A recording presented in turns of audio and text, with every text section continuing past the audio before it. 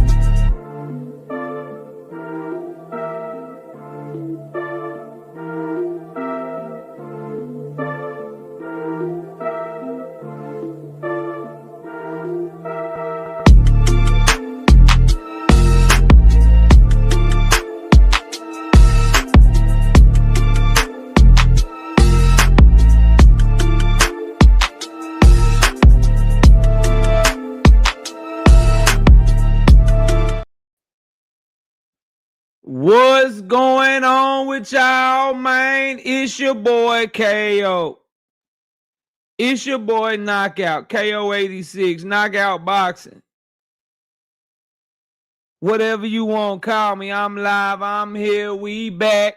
Welcome to another episode of Knockout Boxing 86 TV. Today we going to be covering the hottest topics in boxing. And that link is in the chat for anybody. I got a point to prove, bro. I take my name very seriously. I take my integrity very seriously. I take what I do on this channel very, very seriously. So, I just want to put it on record.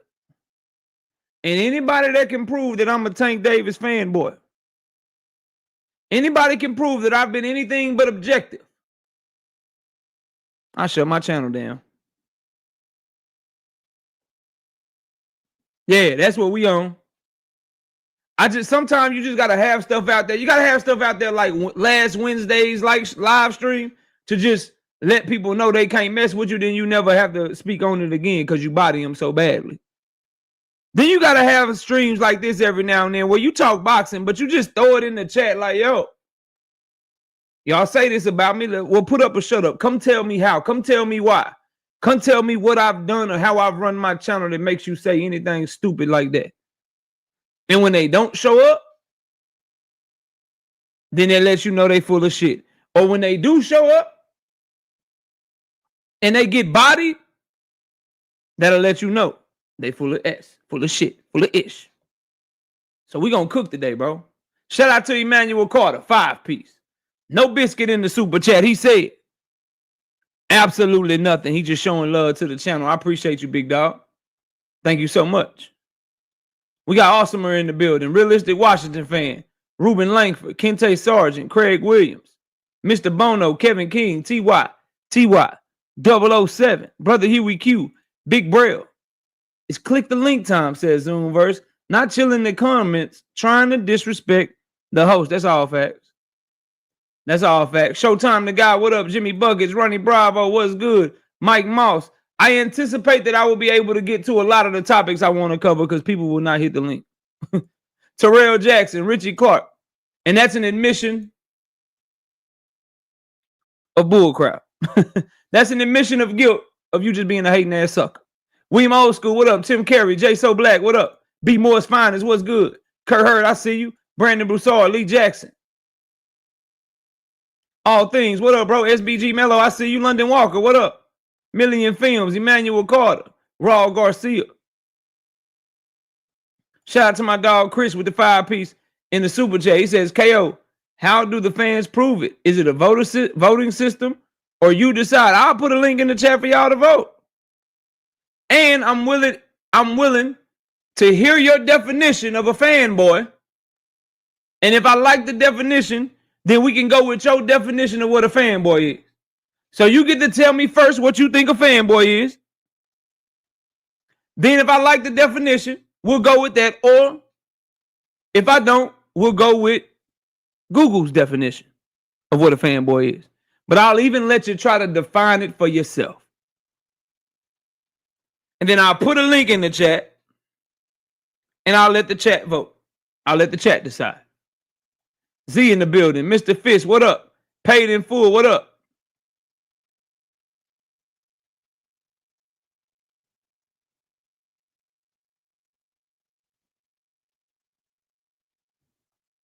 Buzz Boxing, you full of shit, bro.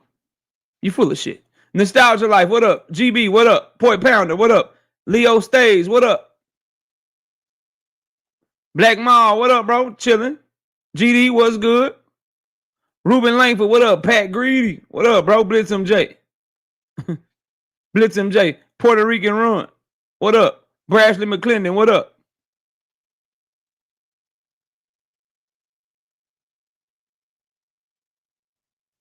J-Man, what up? Say it again. I don't think he heard you. Be more. Say it again for the ninja. I don't think he heard you. J-Man, what up?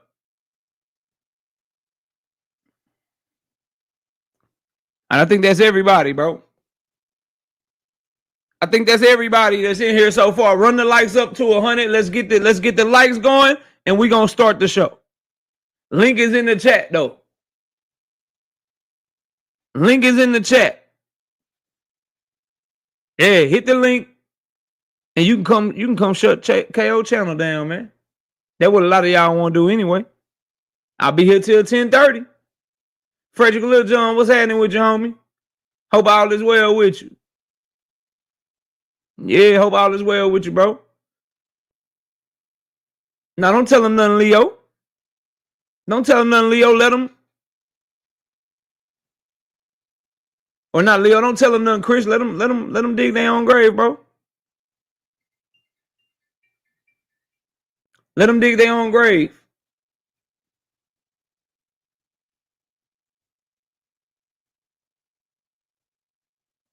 Need y'all hitting that like button up.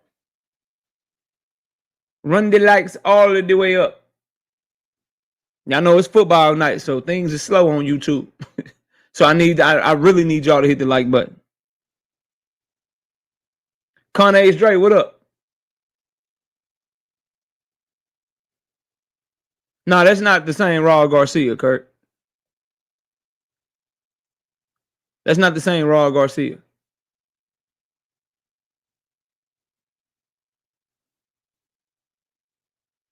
Chris, it don't matter. They won't win. It's to prove a point. I ain't going nowhere, dog. Hell, forget winning, Chris. They may not even pull up. A1, what up, bro? Salute to you, fam. Pat Greedy say, I ain't watching football no more. The Ravens is trash. Yeah, bro. 64 likes is not enough. I need all y'all to hit the like button. We need 36 likes to get the show started, man. Yeah, that's not good, bro. That's not good.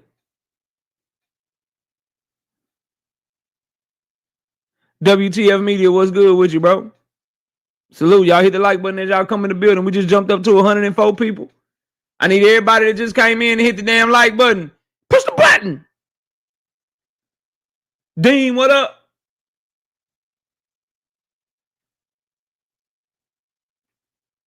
Real quick, I just need somebody to hit that link real quick. I want to make sure it's working properly. 79 likes. We need 21 likes real quick. Boxing and Barbecue, what up? What's happening with you, homie? I just need a real quick link check. Just a little link check out here, you know. Ted's 305, what up? I just need a little link check. You know what I mean?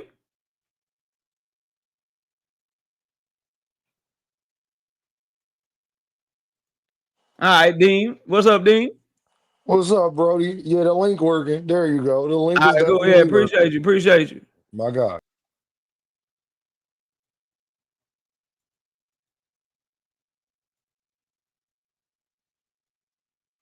We got just a guy casual fan. What's up? What up? What up? 402 stand up. One love, hit the like button. Just a guy, Omaha, Nebraska. Yes, sir. What can I do for you? I'm just courtesy hitting the link for you. Already, I appreciate you, bro. I appreciate you. Shout out to Nebraska out this thing. All right, so just the guy say the link work. Appreciate you, fam. William Old School, what up? I'm hitting your link for you, bro. Hey, Appreciate that, fam. can we Y'all please go forget about over there to the football this angry. season? Y'all go over there to the Angry White Man podcast and check out William Old School and D1, man. Salute to you, fam. Appreciate you hitting that link, man. Hope you enjoy the show, bro. Later. We got B More. What up? Hey, man, if I could time you out right now, I would, man. Let me talk about my Ravens, bro. Luckily, it ain't your show. I'm a Cowboys fan, so, you know, we both struggling right now. All right, salute to everybody that hit the link. We working good. Shout out B Moore's finest. You know what I mean? Everybody. Swoosh Life, what up? Barbara D, I see you in the building. Are we at 100 likes? Are we at 100 likes yet? 100 likes and we get started.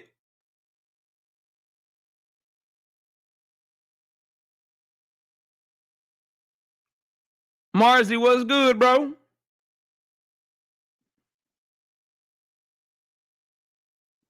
Night Rider over here cooking somebody in my comments on one of my videos. It just popped up on my screen. It's crazy.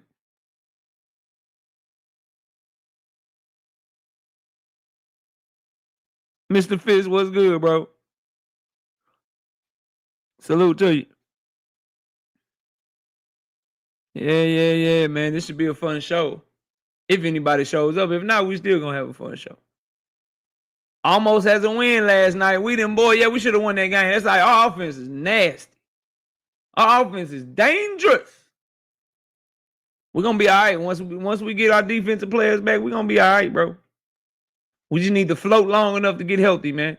And hope that everybody that's healthy right now don't get hurt. You know what I'm saying? We don't need CD back and then something happened to Pickens. We don't need our whole defense to get healthy and then something happened to Dak.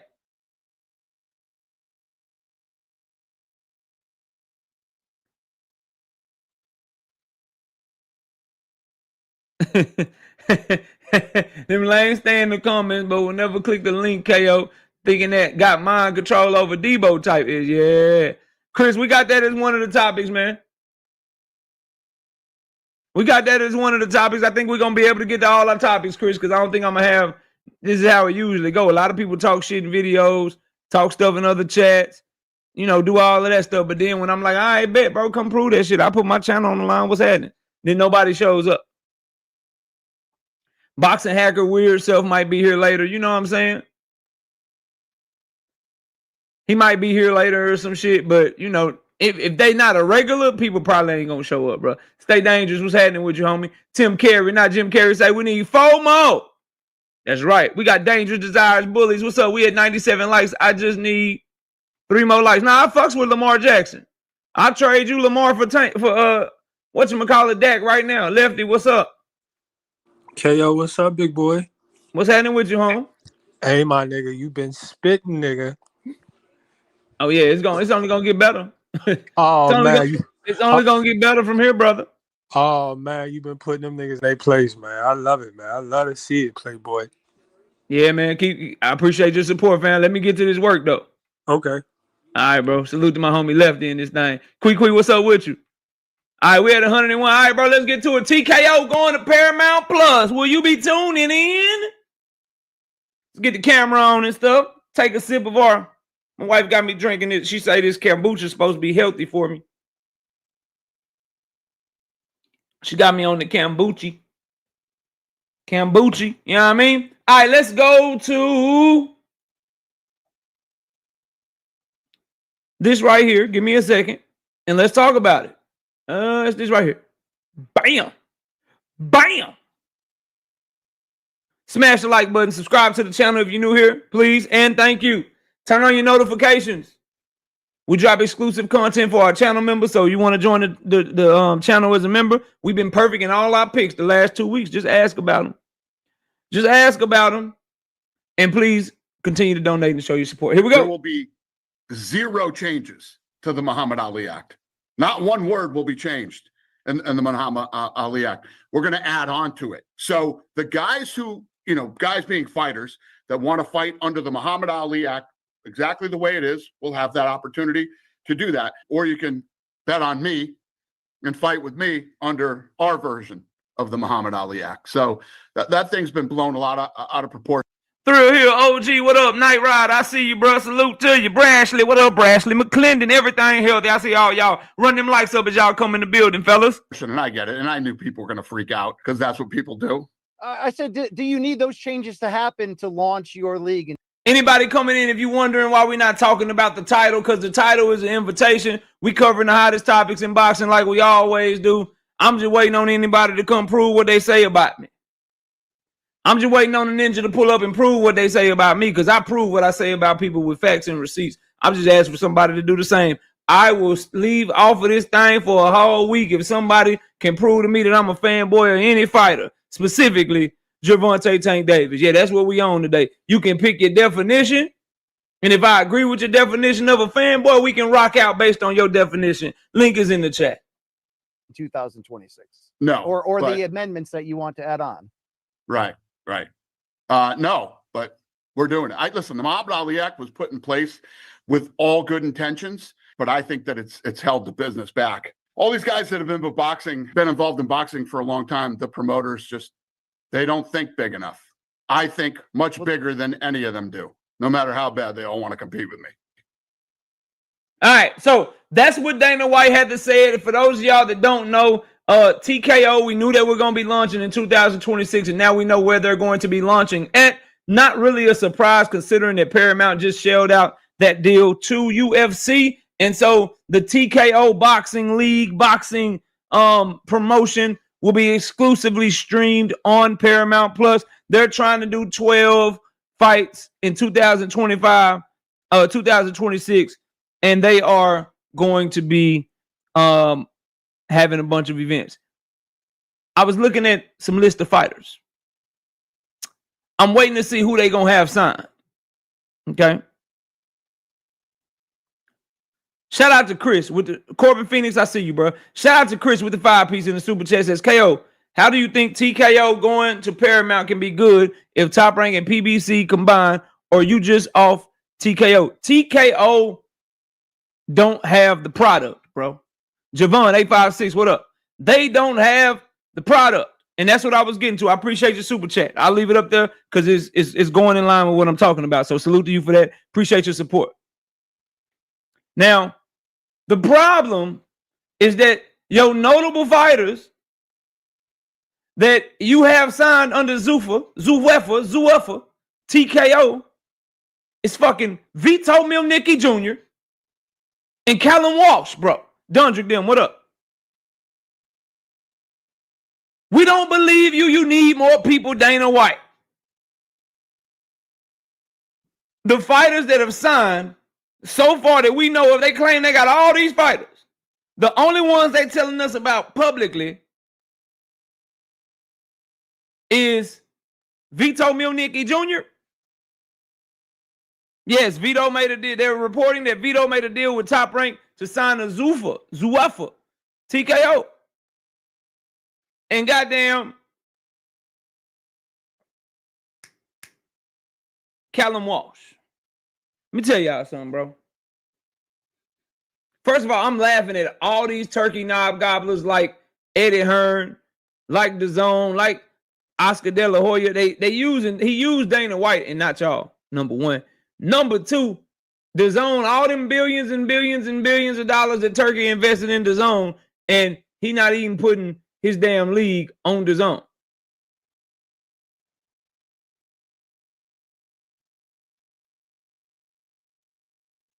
You gonna flop if those are the leaders of your promotion, is what y'all need to understand.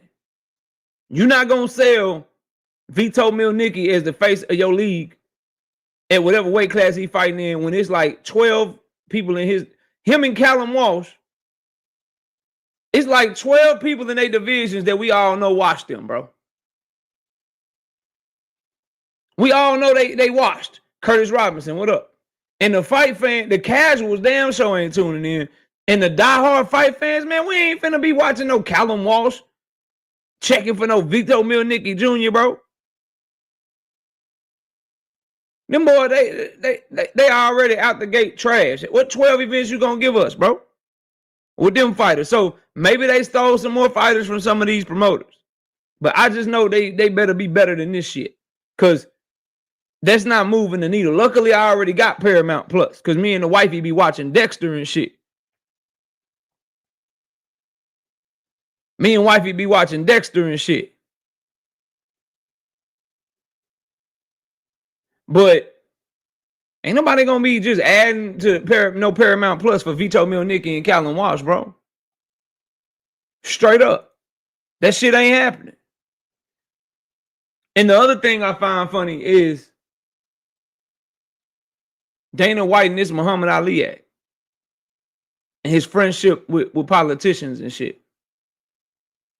And how he lined out his teeth. Oh, we're going to give them options. If they want to fight under the Muhammad Ali Act, then they can fight under the old act. If they want to fight with us, then they'll take a chance on me. Man, you ain't, this is a man that got millions and millions of dollars in lawsuits from his fighters and shit that he had to pay out. This is a dude that you can't believe, man, he ain't finna be allowing them boys to go over there and be all flexible, do what they want and all of that shit.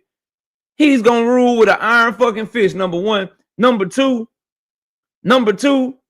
he's just making it harder to make fights, even if he do get some big names. He's saying, I'm just going to be over here in my little bubble.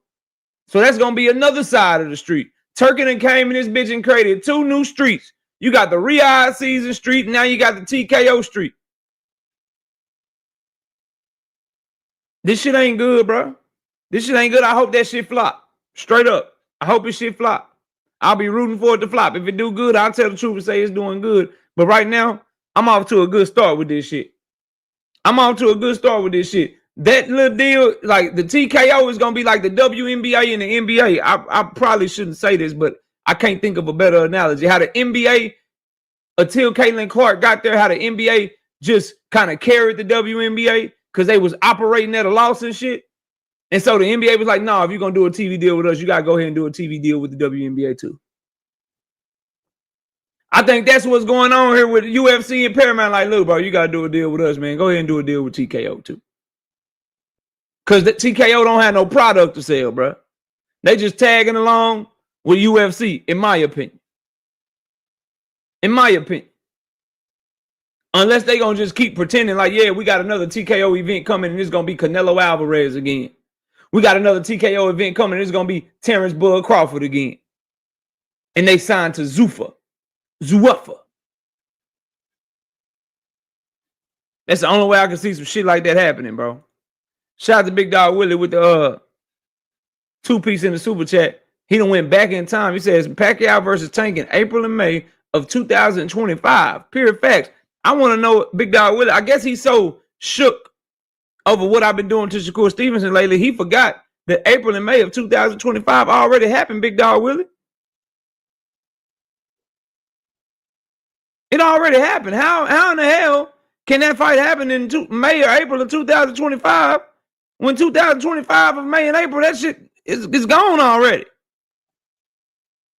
It's gone already, Big Dog Willie. Do better, bro. Chris with the 5-piece in the super chat says, hey, does Top Rank lose fighters to TKO not having a network? Nah, that shit won't matter if they shit is ironclad.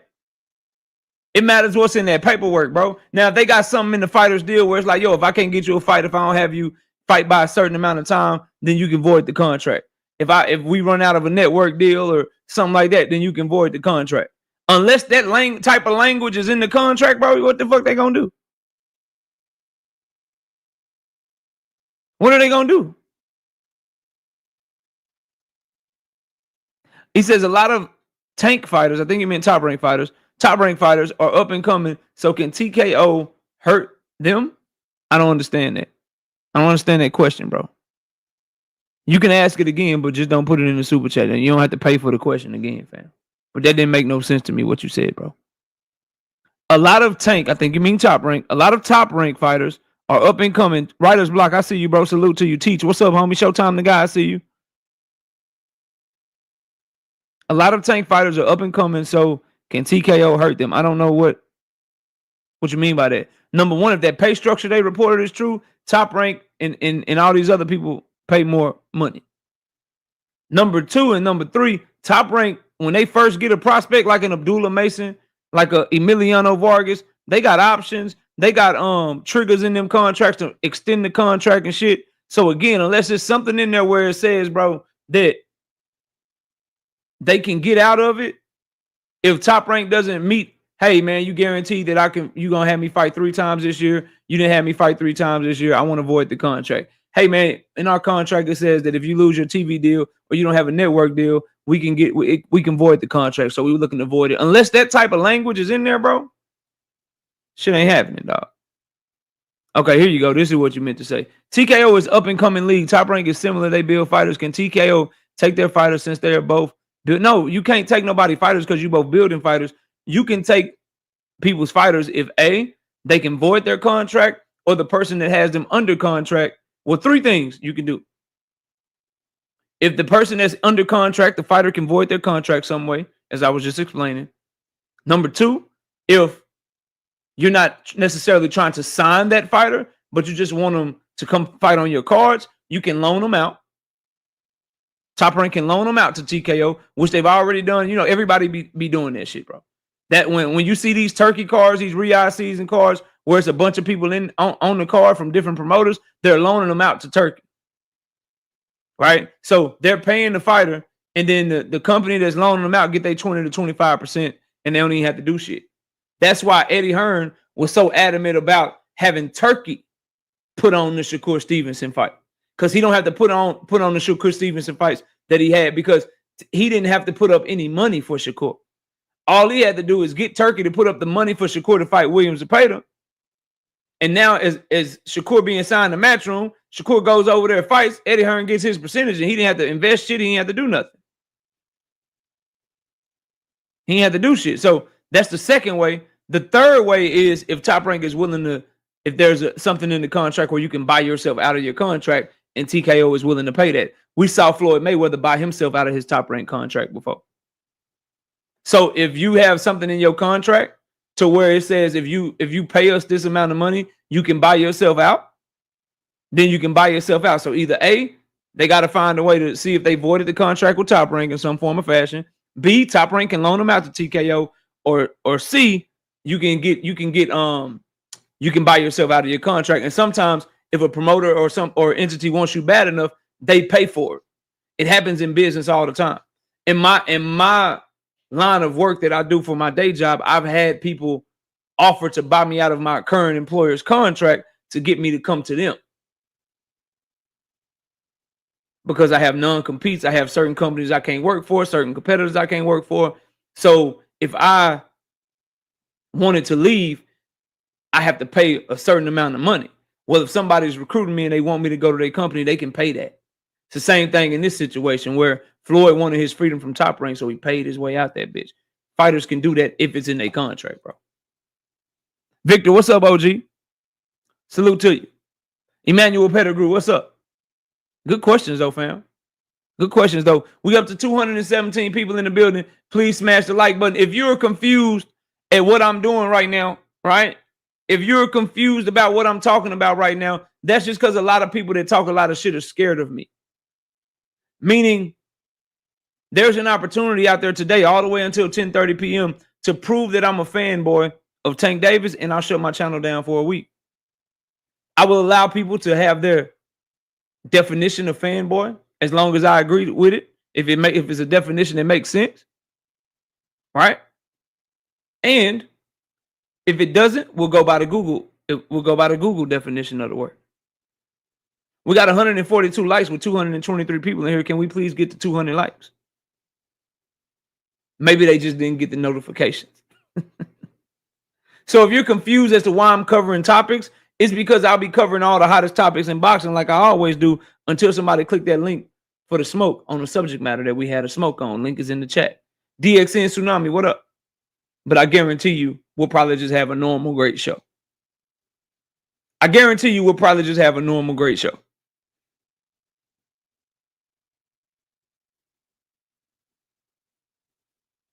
Straight up. I've seen of your ops videos, and they are not coming because you have less subs. They see it as helping you. Wild. Really. Because a lot of people, not a lot, 100% of the people that have an issue with me talked about me first. Yeah, so you can talk about me on your shit, but you won't say it to me directly. Fraud. Fraud. And I'm talking fans on Twitter can come. People in my comments that's talking shit can come. People that's talking shit in videos and live streams can come. Everybody is welcome. I am an equal opportunity ass whooper. Okay? Meaty Riley, what's up, homie? Done ballin', I see you. Always bet on black. I see you in the building. Like, it ain't no picking and choosing. This is not just for, this is for anybody. I've been called a lot of names by a lot of people, but they never say it to me all the time. And just for any aspiring YouTubers out there, or anybody that's looking to get into the content creation space, subscriber count don't mean shit if don't nobody watch your shit. Viewership is what matters, bro. Retention rate, getting people to come back to watch your videos. Okay? Getting people to come back to enjoy your live streams over and over again. Authentic support. That's what matters. Not how many subscribers you got. I've seen people with 60,000 subscribers with 14 people in their chat when they go live. I've seen people with 20,000, 200,000, 100,000 subscribers and can't barely crack 500 views when they drop a video. We don't get paid off of subscribers. So the subscriber point, that don't make no fucking sense. So anybody trying to tell you that, that's the response for that. Danetta 27, I see you. TY 007, I see you. What's up? So to put this shit, to put this shit into perspective, right? And wrap this TKO shit up in a bow. Nardy, what's up, homie? When you get to a point, Zoom, I mean, look, there's go a content creator. There go a content creator. My brother Nardy done started this channel. Like, they'll tell you. They'll tell you.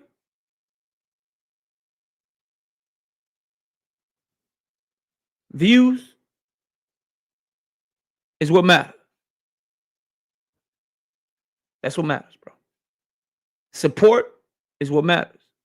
Not subscriber count, because people don't really unsubscribe from people. Most times they just fucking stop watching them. Straight up. Braveheart says, you told somebody the other day they had to apologize before you let them on. I'm confused. Yeah, because that person was a fuck person, fuck ninja, excuse my language, that used my platform for me to shout them out, used me to tell people to subscribe to their channel, came by here religiously, big upping me, and then stabbed me in my back. So yeah, that one's different, Braveheart Spartan. And I hope you understand that. That's different. That person will never be named and never see the light of day on this on this channel. You stabbed me in my back, it's over with. Because you used me to build your platform. I was shouting you out when nobody knew who the fuck you was. And it ain't a content creator that can come by here that says, I don't shout them out. I don't tell people to sub to their channel. I don't show love. Whether you bigger than me, smaller than me, I've always done that. And I'm gonna continue to do that because I'm real. But you're not gonna run content on my name and we supposed to be cool. And you use me to uplift your channel and then think I'm about to come. You about to come back over here? No, nigga, I'm not one of these forgive and forget ninjas. I'm not somebody you can do that to, and then we gonna make up, dap it up, and be cool after. Once you show me something like that, it's over with. It's over with. Now, you do have people out here who get disrespected, get content ran on their name, right? Have somebody disrespect the hell out of them. Have somebody disrespect the hell out of them. And then you'll find that people, you'll find that same person that disrespected them, you'll find them in their chat with a wrench, calling them brother and shit. What up, my brother? What up, my brother? I know you disrespected me and called me all out my name. I know you disrespected me and called me all out my name. I'll email you, Brashley. I won't say it on here, though. I'll tell you behind the scenes, bro. I know you disrespected me and ran content on my name, but let's make up, and then I'll still call you my brother, and now you can have a wrench in my chat. Not over here, nigga. Once it's FU, it's FU for always. It's FU always, bro. Anyway, moving on. Shout out to Redhead Plays, being a member for 3 months. Keep up the hard work. Appreciate what you do. I appreciate you appreciating me, dog.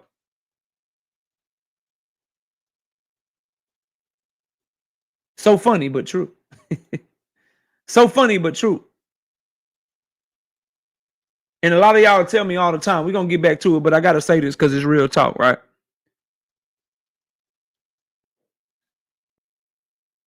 Y'all always, yo, KO, you patient, bro. Why you so patient? What you patient, bro? You being too patient with these dudes. You're not, because once I go there, bro, I don't go back. I don't go backwards, bro. So once I'm there with you, it's gonna be up, and it's gonna be FU forever and always. And I also want to ask y'all too, bro. Go subscribe over to the vlog channel. Go subscribe over to the vlog channel. We dropped a new video over there, and we need y'all support because that's a damn good video. It's funny as hell. It's funny as hell, bro. It's funny as hell. Right?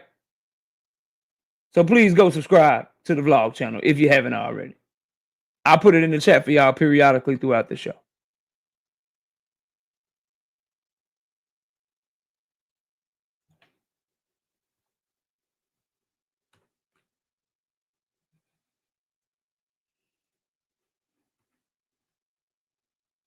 Now me says you hold grudges. That's not it. No, it ain't grudges. It's just I don't mess with you. I remove myself, bro. That's all. There ain't no grudge. There you go, right there. It's in the chat. Y'all check it out. All right, moving on, bro. Moving on. So I seen Devin Haney say something. Let me find it for y'all. Where is it at, bro? There we go. All right. I saw this.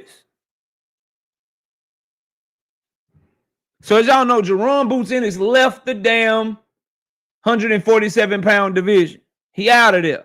So he dropped his IBF, WBA, and his lineal ring championship. So now the ring belt is vacant. Devin Haney says, I want the Ring Magazine belt November 22nd. He adds Ring Magazine.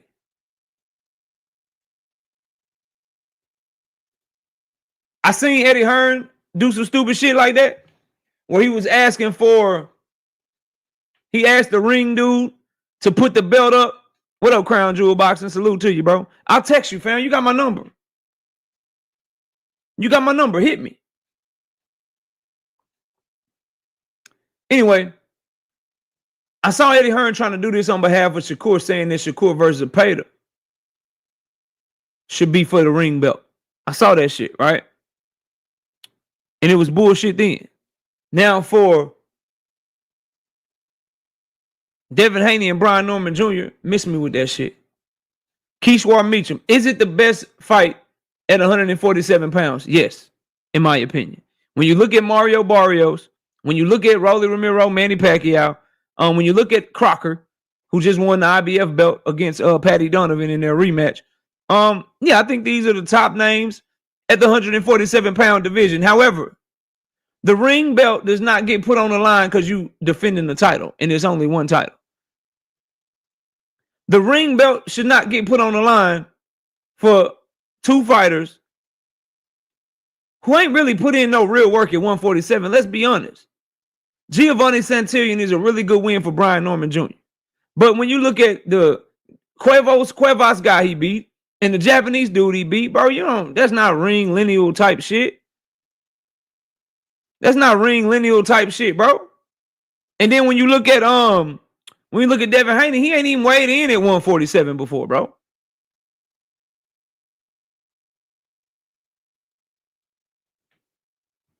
It's all good, Crown Jewel. I know you busy, bro. Salute to you, man. I hope everything going good with your little man and his career. What's up, 2 Cents? I see you in the building. Pugilistic Shiznick. What up, bro? So that's flawed, bro. No, he don't. Neither one of these dudes, and I don't want anybody to misconstrue what I'm saying, because I have a standard for the ring belt. The ring belt, in my opinion, should be put up when undisputed is on the line and on the line only. Or if you beat the lineal champion, how Team Alifu got it, Josh Taylor hadn't lost, right? Josh Taylor got stripped of his other belts, but he was undisputed with the lineal, and then Team Alifu came and beat him. That's how you become lineal, bro, in my opinion. Now Nostalgia Life, I see that why you gotta be a member, bro. I just did the Montestanionis fight prediction last week. He fighting at 154 now.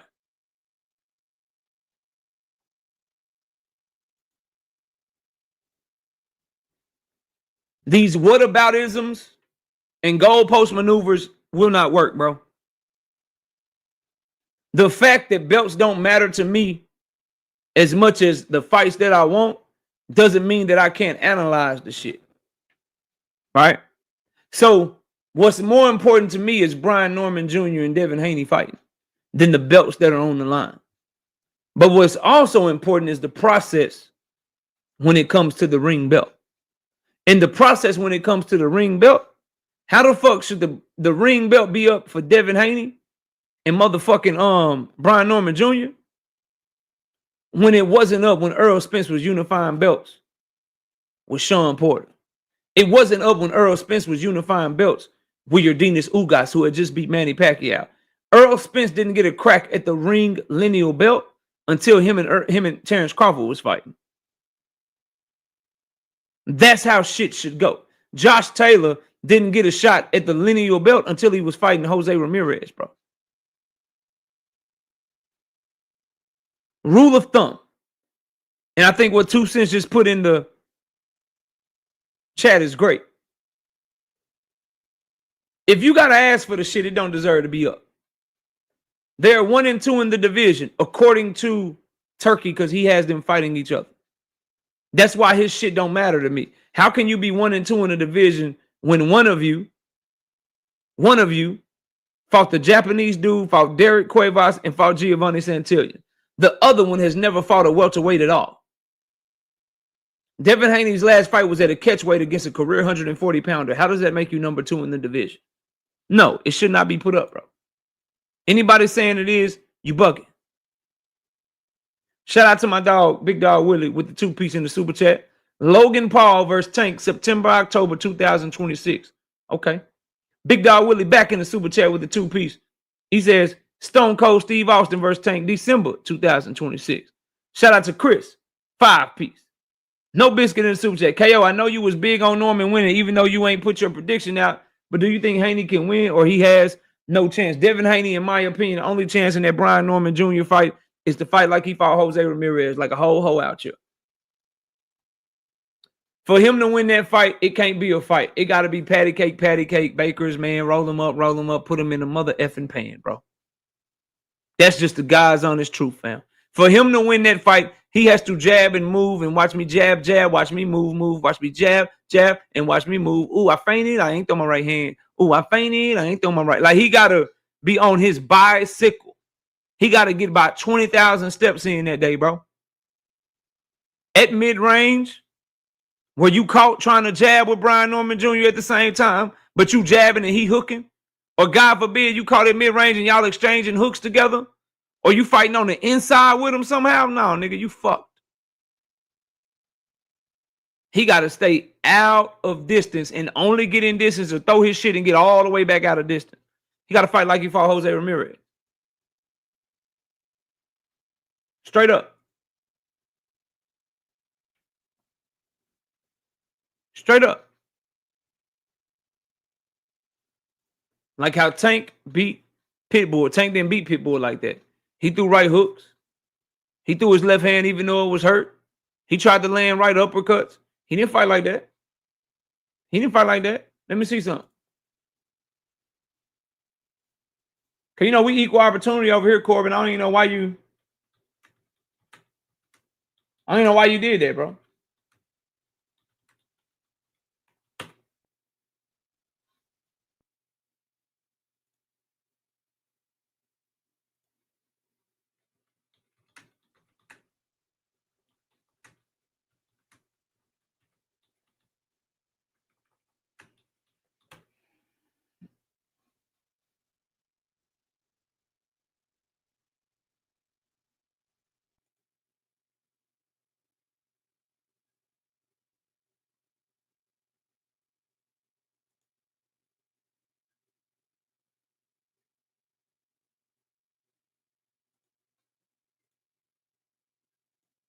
There you go, fam.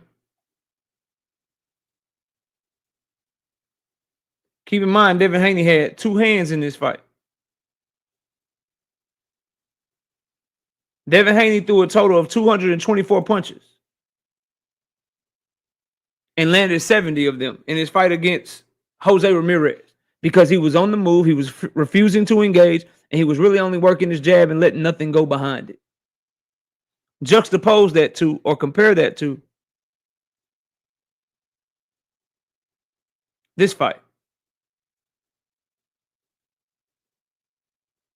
where Gervonta Davis was in the ring against a much more dangerous opponent, an opponent that was much more there to cut the ring off and try to win, and Tank fought with one hand for about 8 rounds of that fight. He threw 462 punches and landed 133 punches. If Devin tries to fight Brian Norman Jr. the way that Tank fought Pitbull, he's getting knocked the fuck out. Horrible comparison. Tank Davis doubled Devin Haney in activity. As a matter of fact, he threw more power punches. It's right here, 285. Tank threw more power punches than Devin Haney threw total punches. I know you come from other channels, Corbin, and I appreciate your support because you've been supporting me a long time, brother. But you should know by now that shit don't work with me. And guess what? I don't have to yell and call y'all out your name and do none of that shit to do it.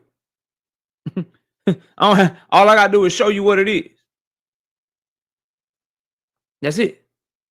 So no, he cannot fight Brian Norman Jr. the way that Tank Davis fought Pitbull Cruz, because he will be doubling up his output. He will be doubling up his power punches. And by throwing more, he would be giving himself an opportunity to be timed more, countered more, and be more active in the fight. So no, he should not fight.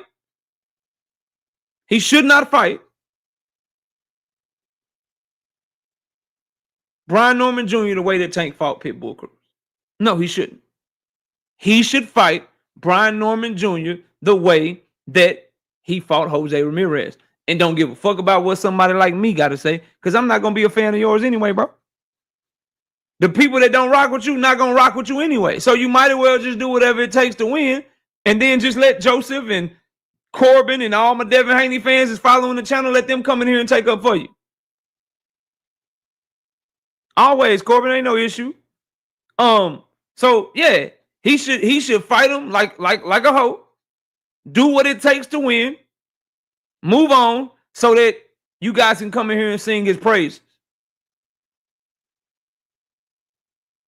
Straight up. Straight up. That's what needs to happen.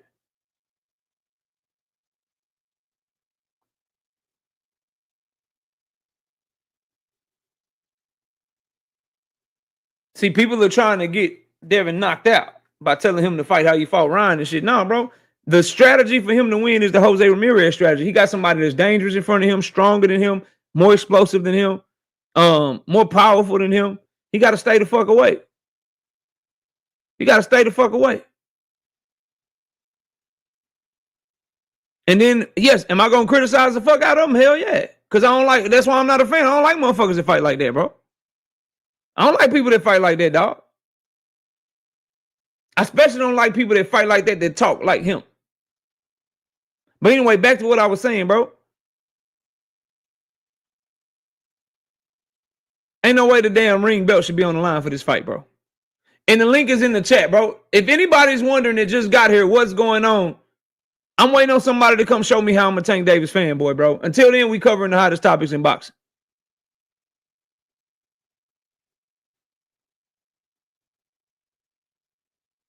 Joseph, don't go back and forth with me, bro. You're gonna get videos made about me because I'll start telling you how you like somebody. You like this though.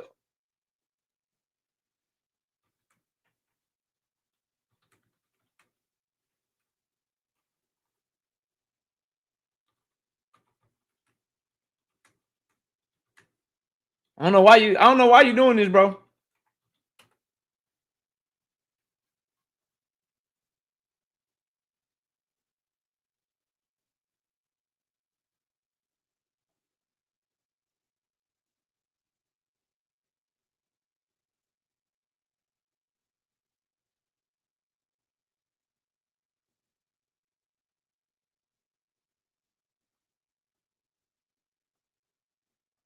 I got you. Hold on 1 second. I got you, dog. I got you, big dog. Hold up.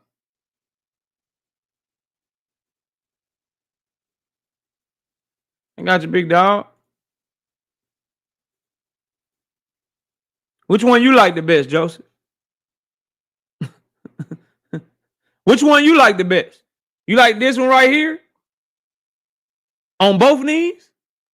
Or you like them down here sucking, giving Ryan fellatio, bro?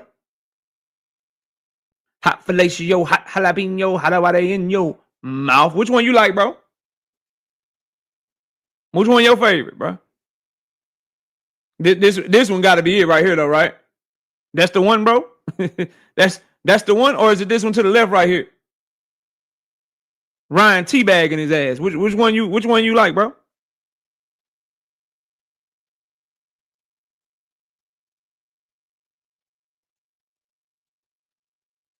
Or is it this one down here? I'm just trying to figure out which one you rocking with, bro. Leave me the fuck alone, dog. leave me alone, bro. leave me alone, bro. Leave me alone. Anybody trying to run content on this shit, Joseph started it, bro. Shout out to my dog, Big Dog Willie, with the 2-piece in the super chat. The Undertaker versus Tank barbed wire cage match 2027. Kurt Hurd with the 10-piece. No biscuit in the super chat. He said, for some color in the chat, for the love of the game, I hope Devin coming in at his strongest. It's the best Dev ever we seen. Still got be Norm though. More history. And the way Juke, sometimes they be mistaking that me for being just like a pushover. They be trying to be nice. Like I really just be keeping shit in the holster. Cause I can be very petty. I can be extremely petty and I have a very good memory. Straight up. Anyway, moving on to the next topic. Anybody think that shit should be for the ring belt between Brian Norman and Devin Haney? You either Brian Norman Jr. fanboy or you a damn Devin Haney fanboy. Them boys have not put in enough work at the welterweight division for no damn 147-pound belt to be on the line. Now, if whoever wins this fight, if they somehow are to fight the winner of Rolly Romero and Manny Pacquiao, or they and fight the winner of Ian Crocker, like if it's for undisputed, then put that shit on the line, bro. The ring belt should not be on the line for anybody unless it's undisputed. As long as there's other champions out there and other belts to be had, fuck, miss the ring belt being on the line, bro. So let somebody beat Ian Crocker, right? Let somebody beat Mario Barrios, and then somebody fight the winner of Pacquiao, Rolly, and all the winners fighting each other for all the belts. Then put that shit on the line, bro. Put that shit on the line. Bella Faye, what up? She says, who are the best welterweights in the division? I got Brian and Devin. I got Brian and Devin. But that's just off of Brian's performances. And that's just off of, there ain't no other fucking names. Devin ain't really ever fought at 147. He weighed in at 144, which is technically welterweight, but he ain't even fought a welterweight yet. That just shows how weak the division is. Since Bud left, Earl left, Keith Thurman is gone, Sean Porter retired. The division trash. Cassandra, what's up with you? It don't deserve to be on the line because the division trash. Ain't nobody in the division done enough to be no lineal champion in that goddamn division. We go from Bud Crawford lineal to fucking this shit. Y'all crazy as hell. Nah, miss me with that. Devin tripping like a motherfucker. BB King with the 5-piece in the super chat. Salute to the channel. And no, the ring belt shouldn't be on the line. Joseph, all due respect, young king. I'm going to bring you up here just to let you know, bro, I'm not doing Devin Haney debates. I'm only looking to debate people trying to prove that I'm a Tank Davis fanboy, bro. Oh man. If don't nobody come up here, then we can revisit it. But I gotta prove this point, bro. All right. So yeah, it ain't, you know, we can always get it. I'm live Wednesday or Thursday or whatever, or later when I open up the panel if you want to hop up here. But I don't want to take away from what I'm trying to do today, fam. Salute to my dog, Joseph Jackson, though. Again, the reason y'all are hearing me talk about what I'm talking about today and talking about the hottest topics in boxing right now is because I am proving the point that people don't believe what they say about me. They just call me. Now, I'm willing to put my channel on the line for anybody that can prove that I'm a fanboy of Gervonta Tank Davis. I'm willing to lay it on the line. We can go by your definition of what a fanboy is, and we can get it cracking.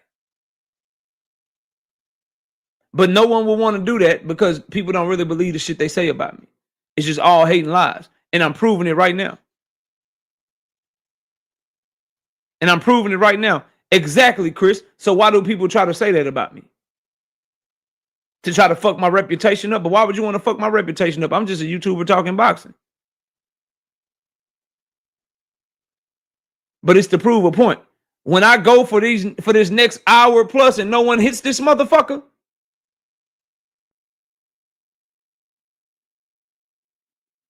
when I go this whole time and don't nobody hit this link until I open up the panel and all the homies that always come up here, my point will be proven. We got Redhead Plays with the 2-piece, no super chat. No biscuit in the super chat. It says, what is the ring belt even for? It's supposed to be as the lineal champion to prove who's the true champion in that division. When you become lineal, that means you are above everybody else. An example of that is right now, Terence Crawford is the lineal champion in the 168-pound division. Can't nobody else say they a champion, so they put the ring belt on the line. When Earl and Bud finally fought, they put the ring belt on the line.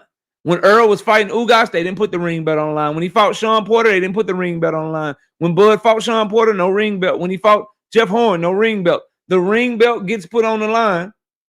The lineal belt gets put on the line when you are having the two clear best fighters in the division fight each other. That's what the ring belt is. BB King with the 2-piece in super chat, bro. They don't want no smoke with you. Oh, I know. Sometimes you just got to prove it every now and then. That's all. Last Wednesday was about proving why niggas don't want no smoke. And then now it's doubling down on y'all all know what it is. But again, I can see videos get made about me all day. I can see lives get made about me all day. I can see little sneak disses and shit get said about me all day. But when it's really time to step in this fire, it never happens. Jalen James, what up? Salute to you. Moving on. Bud Crawford got pulled over in Nebraska, had a gun in the car. His security had a gun in the car.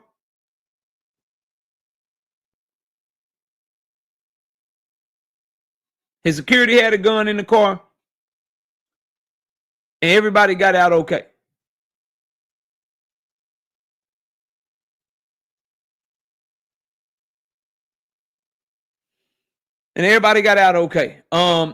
People are upset that he got pulled over. I think they did Bud Crawford dirty, putting the gun on him, putting him up to the car, whatever. He didn't look like he was doing anything wrong, anything that required that type of presence or that type of action. And I hope that officer get everything that's coming to him, bro. That shit didn't have to go that way. What up, Joe Breezy? That shit didn't have to go that way. How you do your biggest star like that? Because if Bud would have caught a little attitude, it looked like to me he was one wrong move from some bullshit happening. And then we'd be having a completely different conversation today. For you young men listening to this, bro, for you young men listening to this, number one, try to drive in a way that they don't never do no shit like that. Try not to be in certain areas during certain times. And make sure for us fathers out there that have young men, talk to your kids about how to behave in case something like that ever happens to them. Have that conversation with them. That conversation is just as important as the sex conversation. Should he have had his gun under the seat? Nah. Nah, he shouldn't have had his gun under the seat. But, and this is a different conversation. I just feel like everybody shouldn't be cops. I feel like it should be some sort of test to make sure bitch ass people is not cops. Like I be feeling like a lot of cops is people that like got bullied in high school and shit. People that like never had no motion, like in real life and shit. And so they get a little bit of power and shit, but they really scary for real.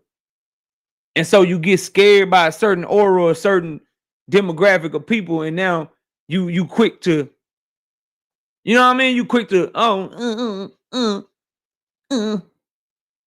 like I don't know. It gotta be something.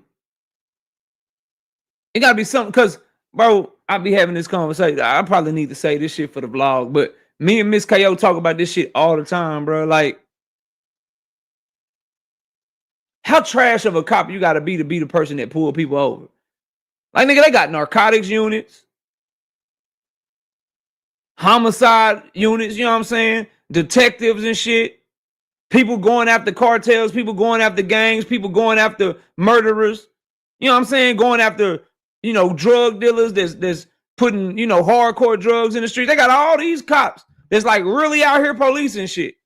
And out of all them cops, you the nigga that's a traffic cop. You suck, bro. You trash. You trash, bro. You trash. You trash at your job, bro.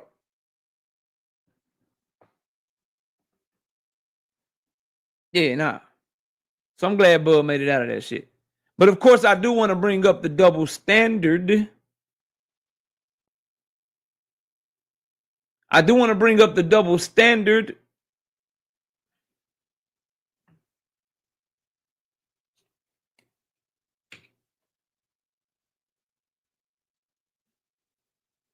Okay, Rick, you right. What about the patrol cop that been there like 5-7 years, ain't earned his way to shit yet, though, Rick?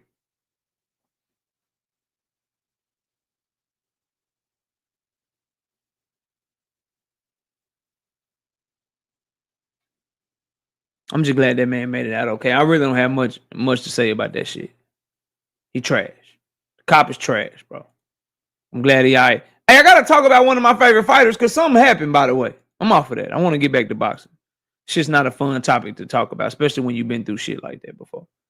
Kiro Black with the 5-piece in the super chat says, correct me if I'm wrong, but isn't Nebraska an open carry state? I don't know if it is or isn't. I know his gun was licensed.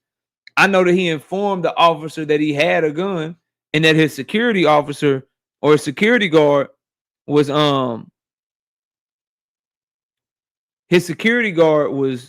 carrying as well. So he knew, like, it ain't like they were like, yeah, nigga, we got a gun. Like, he told him and shit. The tape just looked like, oh, buddy, just, I don't know, bro. I don't know. It looked like he was just intimidated. Like, he saw some brothers in the car. He was like, yo, hold up, I'm by myself. Shit.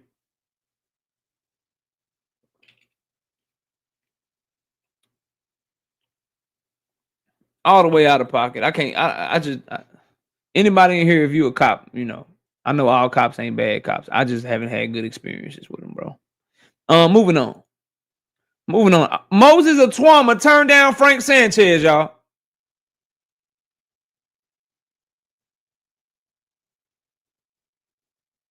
No, he informed them for sure, paid in full. That's why they only cited him a citation for reckless driving.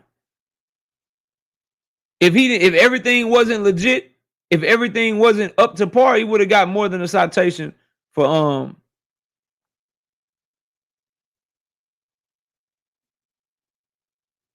he'd have got more than a citation for reckless driving. He'd have got more. You know what I mean? Anyway, Moses Itauma, what the fuck going on, bro? When I step into my window,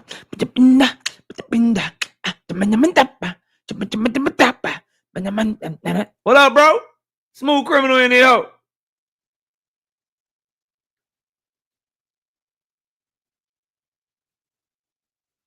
Anyway, bro, Moses Itauma, this is exactly the type of fight you need, bro.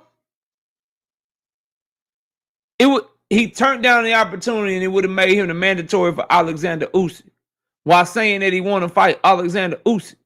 Now, I don't know if it's him or his promoters because I understand he ain't in control of his damn career, but you need to answer to this shit, man. You need to answer, like somebody need to put a microphone in Moses Itauma face because I think he the best young heavyweight out there. I think he next up. But this shit I cannot oblige, bro. I cannot oblige you ducking no damn Frank Sanchez. Frank Sanchez ain't all that. That boy got a split decision, okay victory against goddamn slow ass FA. FA Ajagaba. Come on, bro. Come on, bro. DJ, I disagree, man. Listen, we gotta cut this shit out, bro. No point in fast tracking him to Usyk just to kill his hype. Hell no, nah, bro. How we gonna get another like Fernando Vargas, Mike Tyson with Freito Benitez situation if we don't throw these young dudes in there and say swim, nigga, or sink? Swim or sink, whatever, but nah, bro. Nah, bro. Nah, hell nah. Put his ass in there. I said FA went life and death and lost to Frank Sanchez. That's what I said. You a FA fan? You got some weird people you fans of. You are not the Ohio shit. You fan of anybody from Ohio. But then you like Keith Thurman and FA? You gotta find some new fighters. You gotta find some new fighters, man. I think you fans of fighters for different reasons. I don't think we fan the same.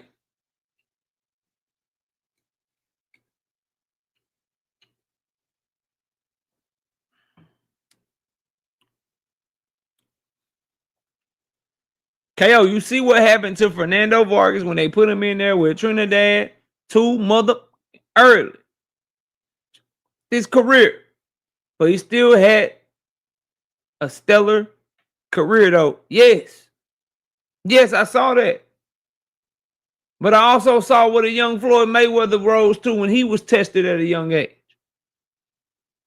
I saw what Devin Haney did at 22 years old, 23 years old when he got his opportunity. I saw what Tank Davis did against an undefeated Jose Pedraza when he got his opportunity. If you basically, bro, we ain't talking about Trinidad, fam. Frank Sanchez ain't Trinidad, bro. He not Trinidad. He got losses on his resume. Ajit Caballero did mess him up. And he barely escaped FA. And you don't get to tell me, bro, that Moses Itauma is fucking Alexander Usyk with power. And I got all these people from Anthony Joshua to fucking Tyson Fury talking about how good motherfucking Moses Itauma is, and you get an opportunity against somebody second tier heavyweight like Frank Sanchez, and your people don't want to let you prove it. It was another fight he was supposed to have. Like, he can fight Dillian White, but he can't fight Frank Sanchez, bro. I'm not fucking with that. I'm not fucking with that. Now, if y'all tell me, look, bro, he ain't ready for Usyk, all right, bet. All right, bet. He ain't ready for Usyk. I'm for, all right, cool. But Frank Warren trying to get me to believe that Moses Itauma ain't got nothing for Frank Sanchez, get the fuck out of here. And see, this is the shit I'm on, bro. Yes. What are we doing? What are we doing?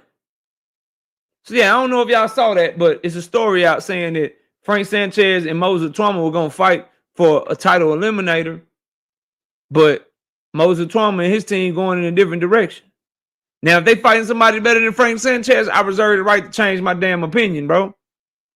But if he ain't fighting nobody better than him, then I'm a man. Hell no, he ain't 33 years old. Shout out Kiro Black, 5-piece.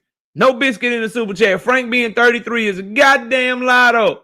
That's for sure. Yeah, that motherfucker at least 54 years old. Y'all know how them Cubans do. Don't add me in the chat, bro. Don't add me in the chat. Y'all know how them Cubans do, bro. Y'all know them Cubans, man. Guillermo Rigondeaux, probably 73 years old. Now these newer ones, they be looking young. They be looking young. Like David Morrell, he look like he about the age they say he is. So does Yoeli Hernandez and shit. Yeah, but the older ones,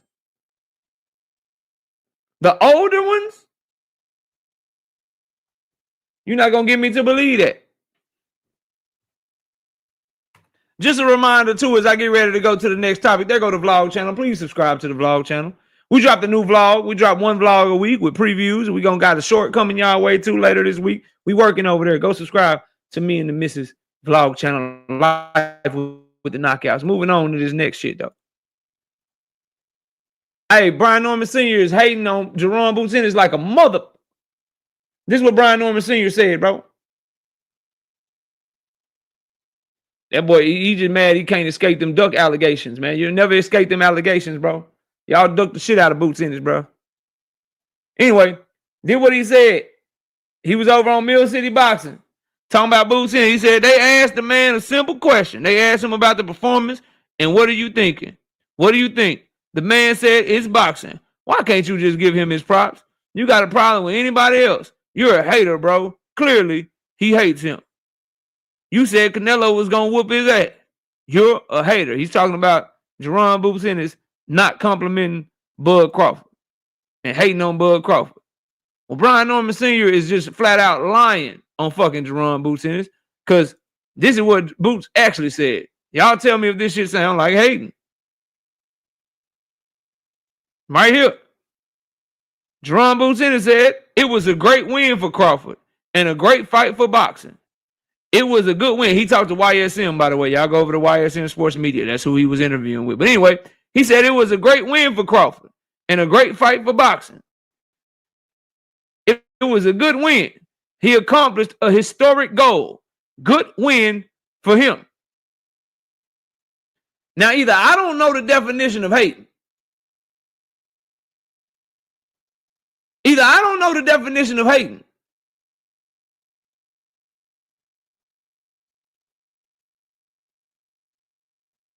Or Brian Norman Sr. full of shit. He full of shit, bro. What did I just read from Boots that's hating? Is it because of the Mount Rushmore shit? Is that what it is? Because he don't have him on his Mount Rushmore? What up, Eliya Israel?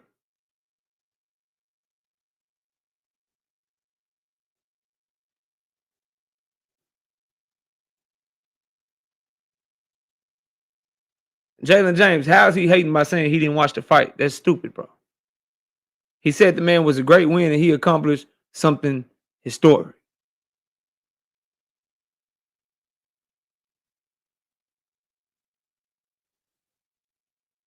So saying that you didn't watch the fight is hate. Y'all are crazy, bro. Y'all are crazy, bro. That shit don't make no sense. He ain't hating on that man. He probably don't mess with him. Maybe he was training himself.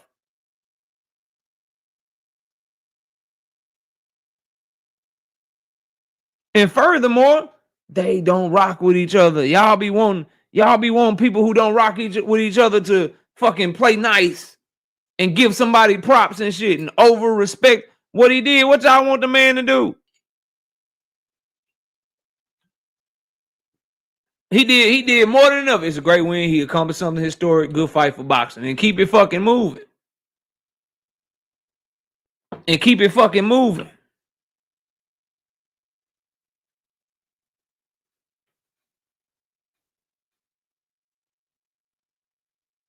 But what's getting at Brian Norman Sr.'s skin is that they can't dodge them allegations, bro.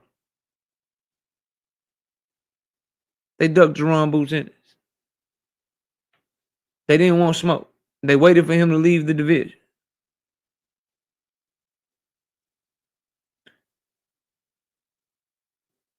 They waiting on him to leave the division. They waited on him to move on to 154 and then came back from the other side of the goddamn tree they was playing hide and seek with. They got 3 offers from that man, career high paydays, and they chose to fight Derek Cuevas instead. The case is over there, bro. And I want to hear what Brian Norman Sr. think about Ian Crocker championing his son's division. I want to hear what he thinks about the Manny Pacquiao Rolly Romero fight, and if he beats Devin Haney, do he want the winner of that fight? I want to hear about whether or not he wants his son to go for undisputed in the welterweight division. But he's trying. But if Mill City puts shit like that in the title and he asks him about Ian Crocker, then that article don't make it. That article don't make it. You know it, I know it, everybody listening to the sound of my voice know the shit. If he only talks about Ian Crocker and he doesn't find a way to successfully attach himself to Boots,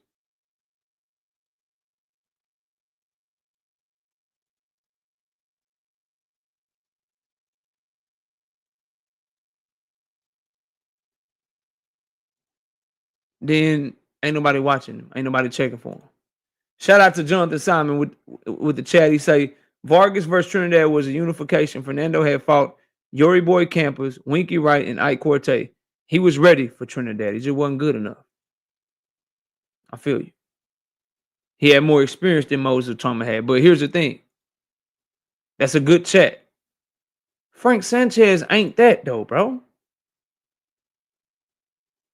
Like, Frank Sanchez, number one, if you were supposed to be as gifted as Moses Itauma, because this is what that chat is about, if you're supposed to be as good as him, bro, Frank Sanchez should be food for you, number one. And for damn sure, Frank Sanchez, we can't compare him to Trinidad. Fernando was fighting a much tougher fighter, a much better fighter, a Hall of Fame fighter. Frank Sanchez ain't going to the Hall of Fame. Maybe the Hall of Fame are lying about his age. Talking about he's 27. Okay, you at least 47.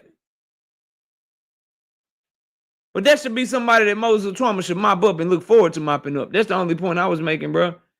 Chris with the 5-piece, no biscuit in the super chat. Does Shakur versus Team Alifu make the Tank fight way bigger, especially Tank coming off a Jake fight? Shakur versus T.O. does nothing for a fight with Tank.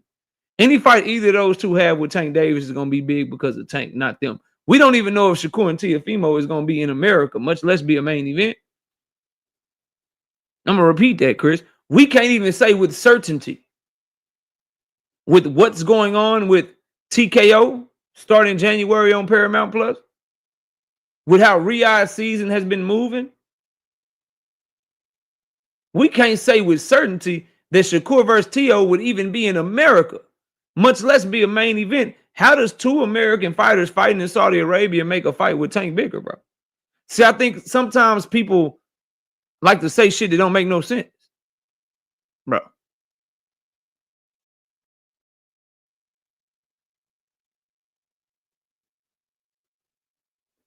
No, it don't make the fight bigger, bro. No way in hell. What will make that fight big is the exposure that Tank Davis is about to get to casuals by fighting Jake Paul. That's what makes the fight with either of those guys bigger, bro. But again, T.O. gonna have to show me he's willing to fight Shakur. Bob Abrams gonna have to show me he's willing to loan Team Alifu out to Shakur Stevenson, to Turkey Al-Rashid. Because Bob Abrams has gotten more apprehensive about loaning out his fighters to Turkey ever since what happened to Jerry Big Baby Anderson. They moved Keyshawn Davis, who started back talking on social media a little bit, put his little weight on the scale, letting it be known he was in shape and shit. They moved Keyshawn to number 1 in the WBO at 140 pounds, making him the number 1 contender for Team Alifu's belt. And if Bob Arum is going to make any fight and have Team Alifu make somebody a star, make somebody a bigger name, or make Teofimo a bigger name, he's going to risk Team Alifu's belt and his lineal status, he's going to have him risk it against Keyshawn Davis, who Bob Arum still has control over because he signed the Top Rank. So I'm going to have to see that fight get announced, see it make it to fruition before I trust Team Alifu to get it done. Everybody needs to remember how hard it was for Shakur to get the Williams and Pater fight. That fight was supposed to happen in November 2024. Couldn't get the deal done. It was supposed to happen again in February of the following year. Couldn't get the deal done. That shit was supposed to happen in May. Couldn't get the deal done. It finally happened in July. Before it had to get ordered, it was about to go to purse bid, and then finally they end up getting the fight done. When you sign to people who cannot get you fights because they don't have people signed to them, you have to be a huge megastar and entice people to want to do business with you. Otherwise, it's going to be hard to get fights.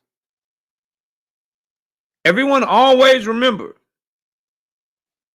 that if not for Turkey Al-Sheikh stepping in and Golden Boy finally saying, okay, Turkey, as long as you let us put on the card, we'll let Williams and Pater fight Shakur. And it turned into a ring, Golden Boy card, all that shit. Shakur ended up having to go over there. He did what he did to Zepeda. As long as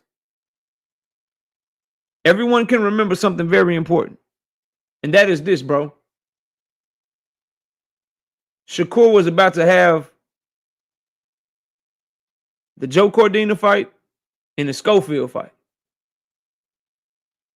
And he fought those two fights because Williams and Pater and Golden Boy were not willing to play ball the way that Matchroom and Shakur wanted them to.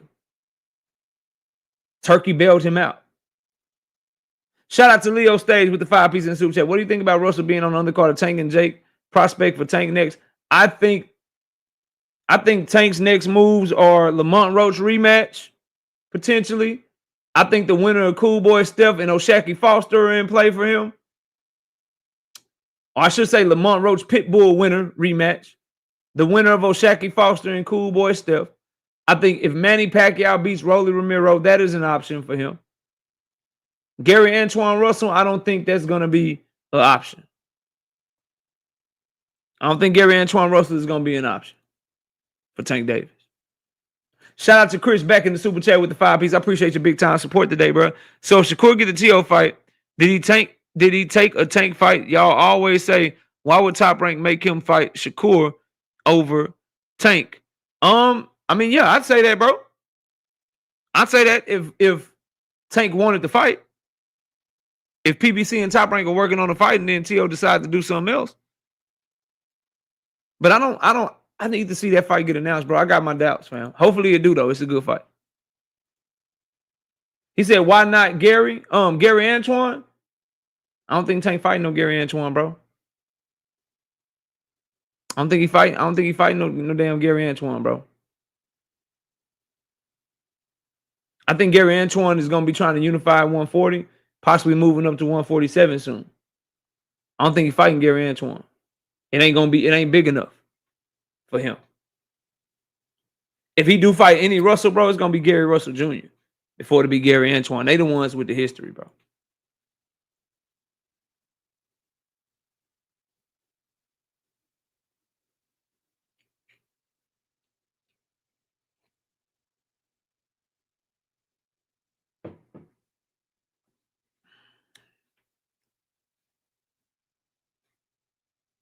Big enough. LOL. I mean, the niggas fighting Jake Paul. You gonna go from Jake Paul to Gary Antoine? No, you gonna go from Jake Paul to a highly anticipated rematch that everybody's talking about, or you go from Jake Paul to Manny. And if you do take a less risky fight, it'll probably be the winner of Cool Boy Steph and O'Shaquie Foster, bro.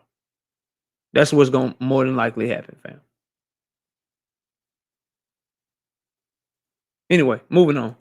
But Brian Norman Jr. all the way fucking out of pocket, bro. All the way out of pocket. if Tank gonna gain all that weight, might as well fight Dev at 147. What weight is he gaining? Number one. And number two, Devin has a fight against Brian Norman Jr. that he should be focused on, bro.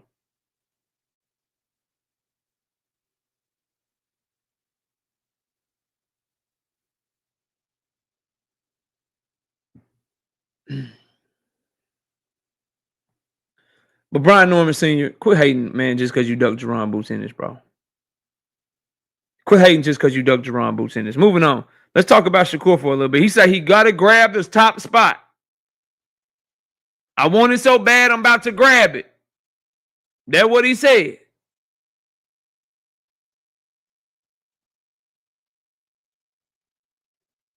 He said, I'm going to grab the top spot. No, nigga, he need to be running it with Shakur. He need to be running it with Team Alifu at 140. He need to be running it with dudes at 135 and 140, bro. Anyway, moving on. Shakur say he going for the top spot. He wanted so bad, he about to grab it. He about to grab that shit. The only 147-pounder I do want to see Tank fight, though, is Devin Haney because of their history, bro.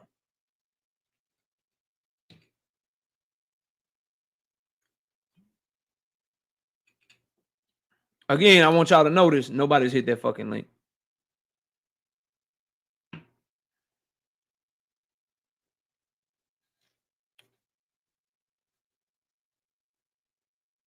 I tell y'all all the time, Shakur fans, Shakur tweets and interviews real good and will make you think that he wants all the fucking smoke, bro. He will tweet and he will fucking go real hard to make you believe. I'm gonna put a star on this comment. I'm gonna put a star on this comment. Because you basically just said what Andre Ward said. You basically just said what Andre Ward said, which I'll be covering later in the show. So stick around, homie.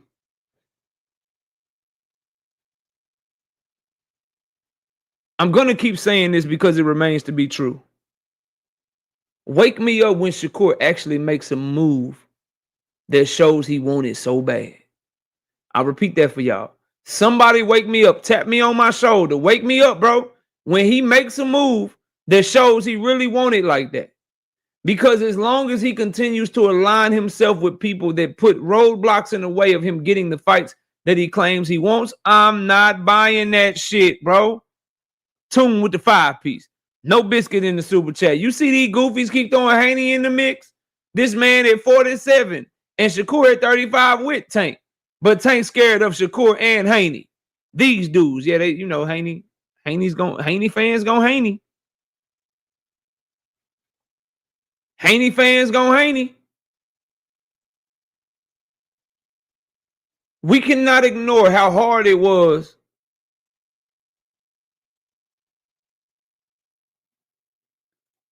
He sent Devin those bottles. That showed it. He sent Devin those bottles and then lost out on the fight because he tried to go to the sanctioning bodies for more money, Joe Breeze. I'm going to repeat that. He sent Devin Haney those bottles. And then after sending him those bottles, him and Devin were negotiating. Instead of taking whatever he could and do whatever he could to make the fight happen, he decided to go around Devin because he didn't like how negotiations was going. My bad, Breezy. Breezy, hey, bro. Hey, bro, I'm like, nah, dog.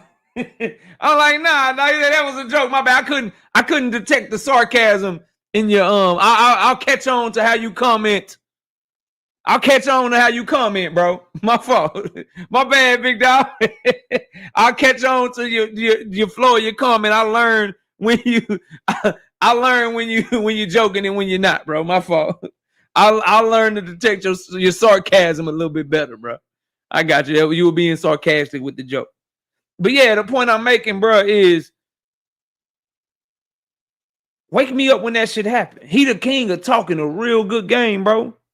And then he goes and he signs to places or he makes business moves that show it's more so about the money.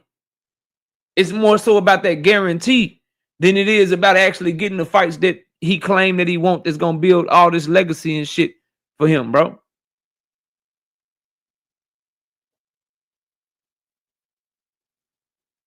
Straight up. So I hear him, but what he has to understand, what those of you that support him have to understand, is that he is not generating revenue, and he's a world champion, and he's someone that promoters view as a tough fight for their people. Meaning he's a tough fight for Team Alifu. He's a tough fight for William Zepeda. So you have to make it worth their while. You have to be willing to maybe give them a fight. You have to be willing to maybe fight on their card. Right? You have to be willing to do that because you don't generate the revenue that makes them want to just jump out the window to do business with you. And that is why he's going over there and he's having trouble getting guys to fight him. Because Turkey got to really open up his pocketbook for them ninjas, bro.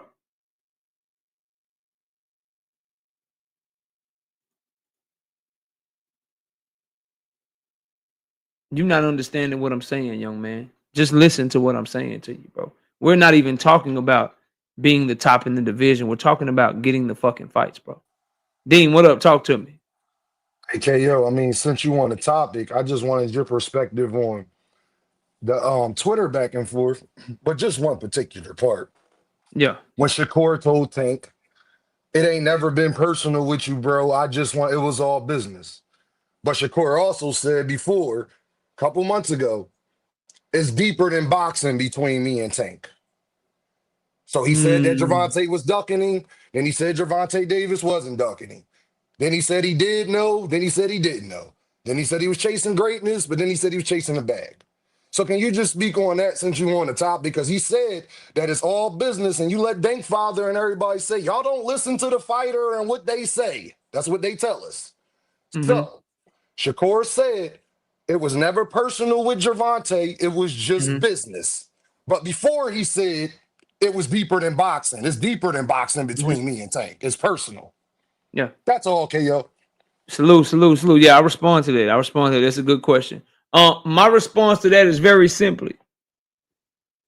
Very, very simple. Anytime you're extremely jealous of a person, it's very personal, bro. You can't display the type of jealousy, the type of envy that Shakur Stevenson has displayed towards Gervonta Tank Davis and it not be personal. Straight up. It's always been personal because he wants his spot. It's always been personal because he hates on everything the man does, bro. And what I will respect about Devin Haney is that at least I ain't never heard him say no shit like that. I ain't never heard him say it ain't personal or whatever. Never. At least he admits that, yeah, nigga, it's personal. It's fucking personal. And they keep it that way. So, yeah, bro, he lying, bro. He lying, bro. It's personal because you want that man's spot. You want that superstardom. You want to be somebody that people want to gravitate toward. Everybody getting this boxing shit to make the most amount of money possible and be the face of boxing. You can't look up to Floyd Mayweather the way that Shakur Stevenson claims to look up to Floyd Mayweather, but then look at your contemporary Tank Davis and not be jealous of him. I'll repeat that again. You cannot look up to Floyd Mayweather and consider him a mentor and consider him the GOAT and consider him all these things the way that Shakur Stevenson looks up to him and not look at Tank Davis and be jealous. Because everything that Floyd was in his time, Tank is the closest to that. Most loved and most hated. Most polarized. The one that's everybody's biggest fight and biggest name in the division. The nigga that no matter what, this nigga Shakur said, don't ask me about this nigga. I'm never talking about him again. Watch on these interviews leading up to his next fight. He gonna get asked about that nigga over and over and over and over again. And his career is gonna forever be tied to him. Straight up. That'll make you jealous, dog.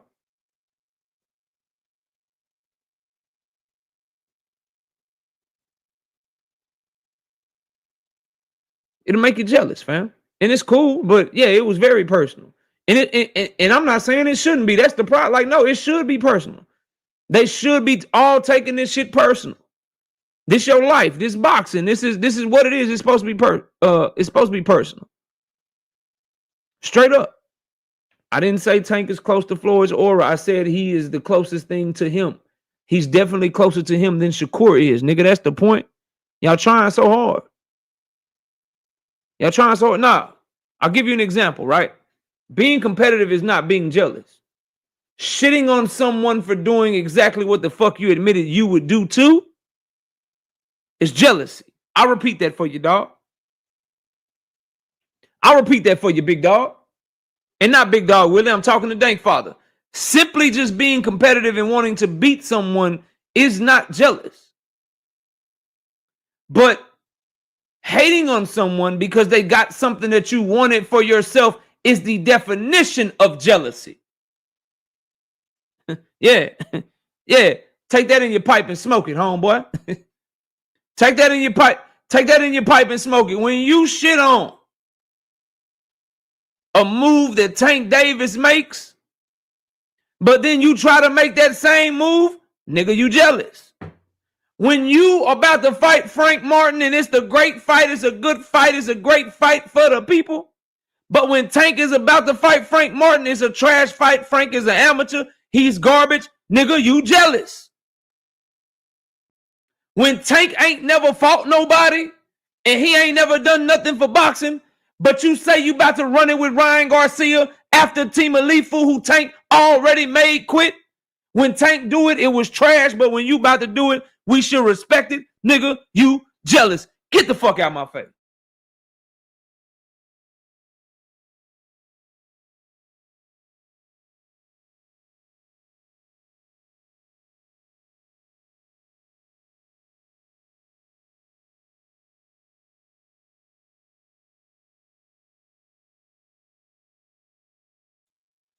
Don't forget how to type either. Keep typing so I can keep cooking your ass. Shout out to Chris in the super chat with the 5-piece. KO, if Tank and Shakur don't happen, let's push them to fight the winner of Noakes versus Abdullah. Let's not die on this fight. Nah, ain't nothing gonna die on this fight. Abdullah Mason, listen. Abdullah Mason, if Tank Davis retire after Jake Paul, the person that is most suited in terms of skill, in terms of fight style, in terms of will, in terms of talent and potential, the person that is best suited to carry the sport of boxing forward is motherfucking Abdullah Mason. Argue with yourself. Have your fucking Shakur, nigga. Have your Keyshawn, nigga. Take Keyshawn. That's fine. It's fine. You can have him. Have your Emiliano Vargas. Take all them niggas. I got Abdullah. Toon, 10-piece. No Biscuit in the super chat says, mind you, I got a good memory. This man, Claymore Rain. Who is that? Oh, you mean Blue Blood's assistant. I got you. Immediately after Haney versus Loma, Tank will fight Devin because Haney can't make 35. Tank was never going to credit for Devin. The vid still up.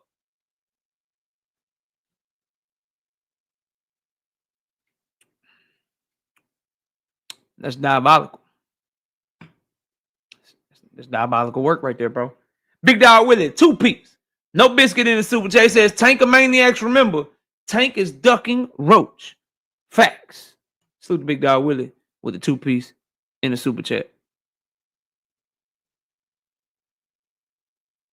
Appreciate you. And yes, Tank duck Roach right now. See, when you make arguments or you say things that make sense, you're correct, sir. He got to go get that shit back. That one, I get what you want. And that's why we all hate the fucking Jake Paul fight so much. 100%, bro. But yeah, the point that I was making before y'all made me start cooking you ninjas.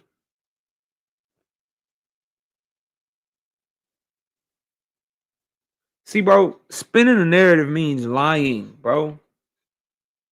Spinning a narrative means you saying shit that don't make no sense. Spinning a narrative means that nothing is based in facts. Shakur Stevenson was big upping Frank Martin until he lost the fight to Tank Davis, and Frank Martin became trash. That's a fact. Shakur Stevenson is on camera saying he would take the Jake Paul fight, but then shitting on Tank for something he said he would do himself. That is a fact. It's not called spinning narratives, bro. It's not called spinning narratives, bro. Josh 803, 2-piece, no biscuit in the super chat. Do Dula have the personality to carry boxing? No, he just got the skills and the talent. Nobody's gonna have that personality again, which is why I don't understand why niggas is like, yo, boxing gonna be great. Yo, everybody, boxing gonna grow. Boxing gonna grow with niggas like Shakur. My wife watched that goddamn Shakur Stevenson Ring magazine card with me, and she left the fucking room, nigga. And I had to get it back. Baby, come back. I promise this one gonna be a knockout right here. It's Hamza Shiraz and Edgar Berlanga. Then we'll go. I promise we'll leave. I think Abdullah Mason is well spoken. He carry himself well. He's gonna have to carry the sport of boxing by just fucking fighting everybody and whooping ass. Personality wise, he not gonna step outside himself, bro. As a fighter, yeah, he like that. Leo stays 2-piece, no biscuit in the super chat. He says Big Dog Willie is loving Tank. Facts, damn. Shout out to Isaiah WYD with the 2-piece, no biscuit in the super chat. Says, I feel like, I feel as though. Shakur Stevens, I mean, you giving a speech at bullshit. Shakur ain't no public speaker, man. He's not a public speaker. He a fighter. He's not a public speaker. He a fighter, bro.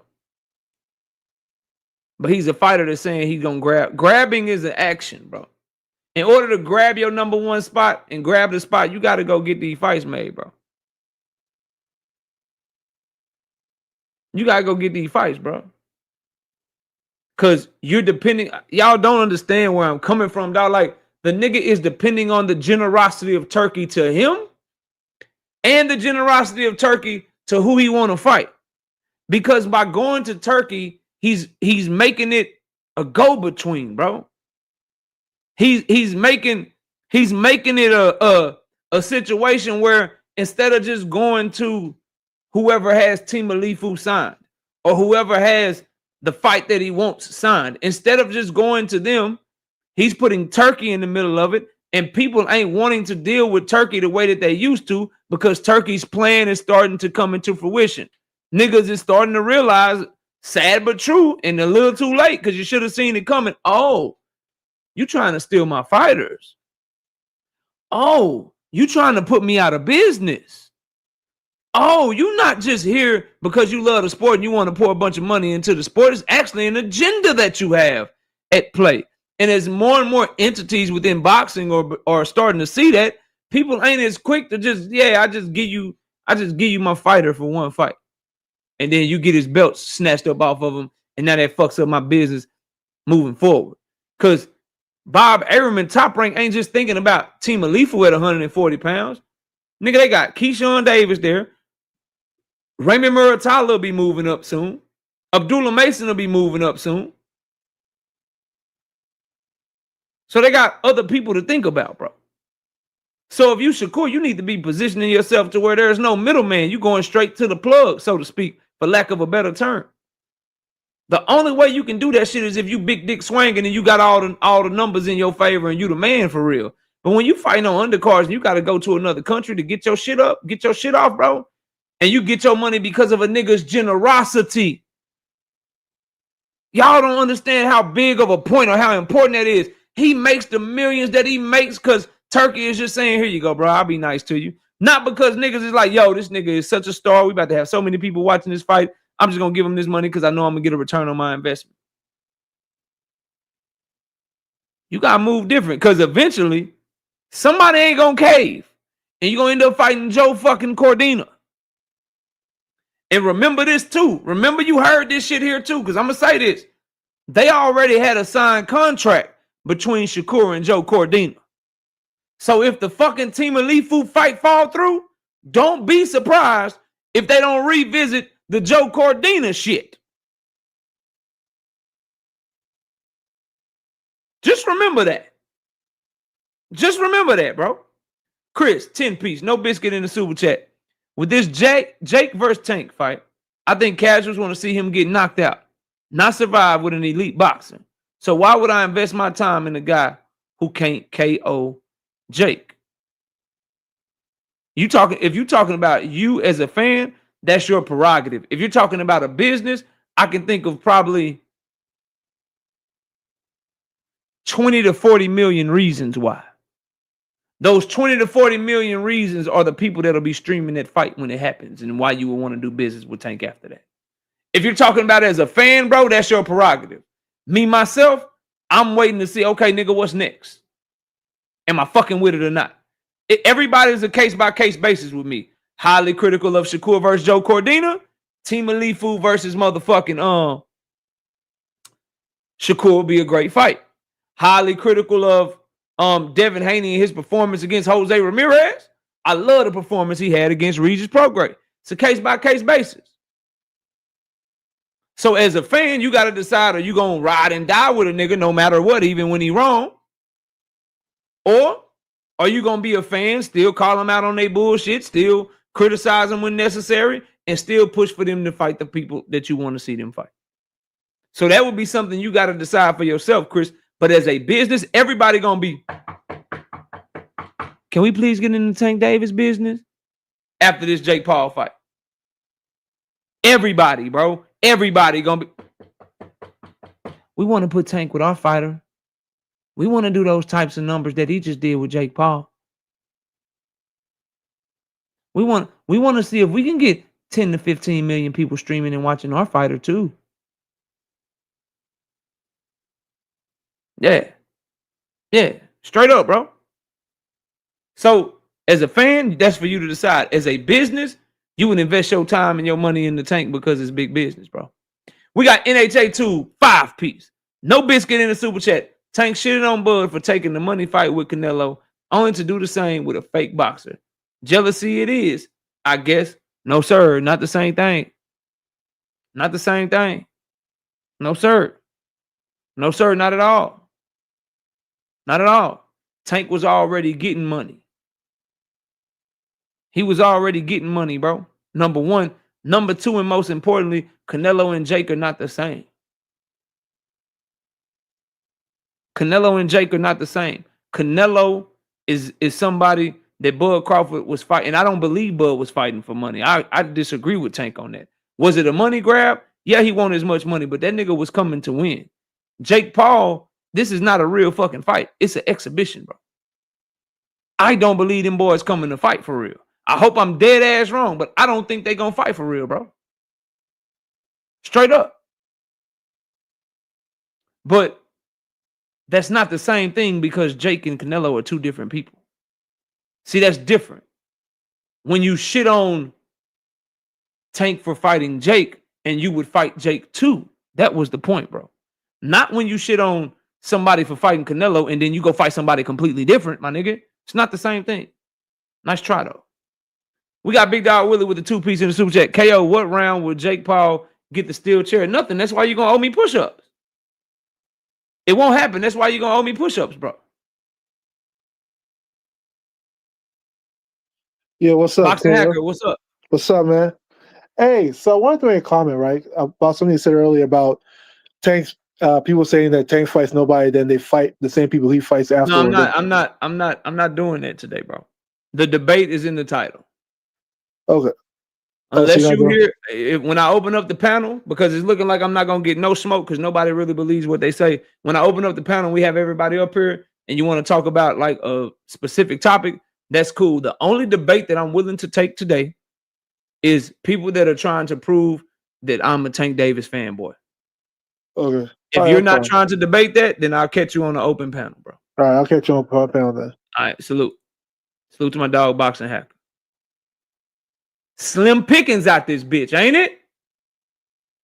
And that ain't at Boxing Hacker because he always willing to debate his points and we disagree on all this shit and I be cooking the fuck out of and all that. But where is everybody that call me a fanboy, bro? Where is everybody that say I be on my knees for Tank?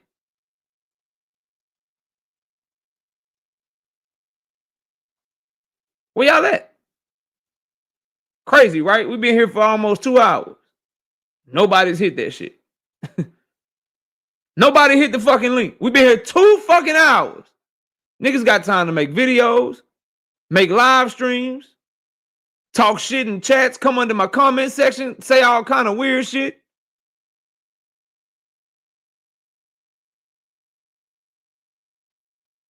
But ain't nobody pulled up. Shout out to Juke with the 5-piece in the super chat says, hey, Tank wasn't even talking to or about Bud until he inserted himself. Facts. Bud wasn't even at the picture he referred to. It's the other way around. Damn, she kind of cooked you with that one, NHA too.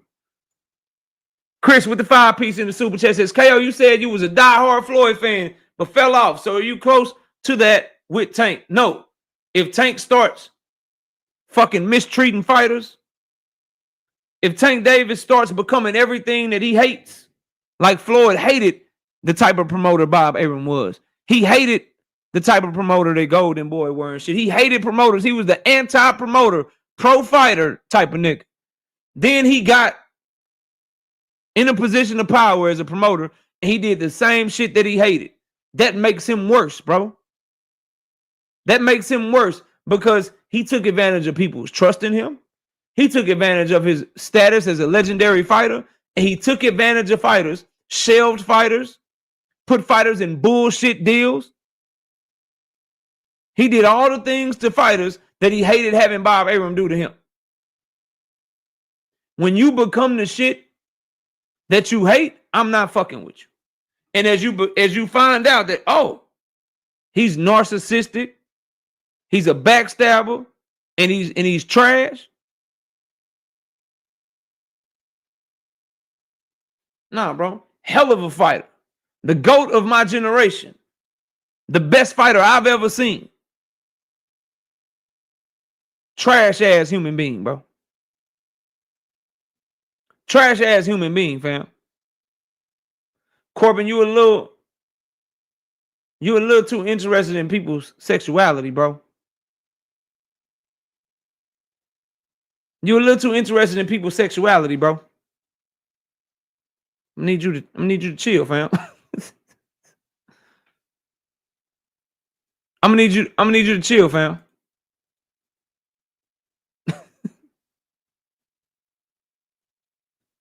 Need you to chill, dog. Today, man. To each his own, but shit.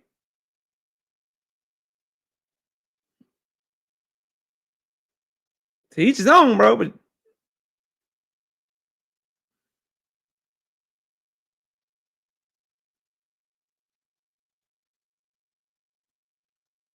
to each his own, bro. Yeah, to each his own. Cortez, what's up? What up with it? Chilling, bro. What you got for the show? You said that you don't want to be viewed as the fanboy. No, I didn't say that. No, repeat what it was. Repeat what it was you said, so I can get all the way on the right course with you real quick. So what I'm asking today is for anyone that thinks I'm a Gervonta Tank Davis fanboy. Now's your opportunity to prove it. Okay. Well, that's not nothing that can be proven in fact, but everybody's going to have an entitlement to opinion. I've always often referred to you as his public defender. And when I say public defender, I kind of believe that a lot of the topics and issues that people bring up, you articulate a defense for him that I would love to have if I was ever in a situation. So I respected your stance on standing by him because apparently that's your guy. I'm not gonna go and attack your character and say you a fanboy, and that's a childish operational way of speaking and talking, and that don't do nothing but get a whole bunch of bad blood between people. I don't know you from a can of paint. I only know you because of how vehement you are at trying to debunk what people see as obvious.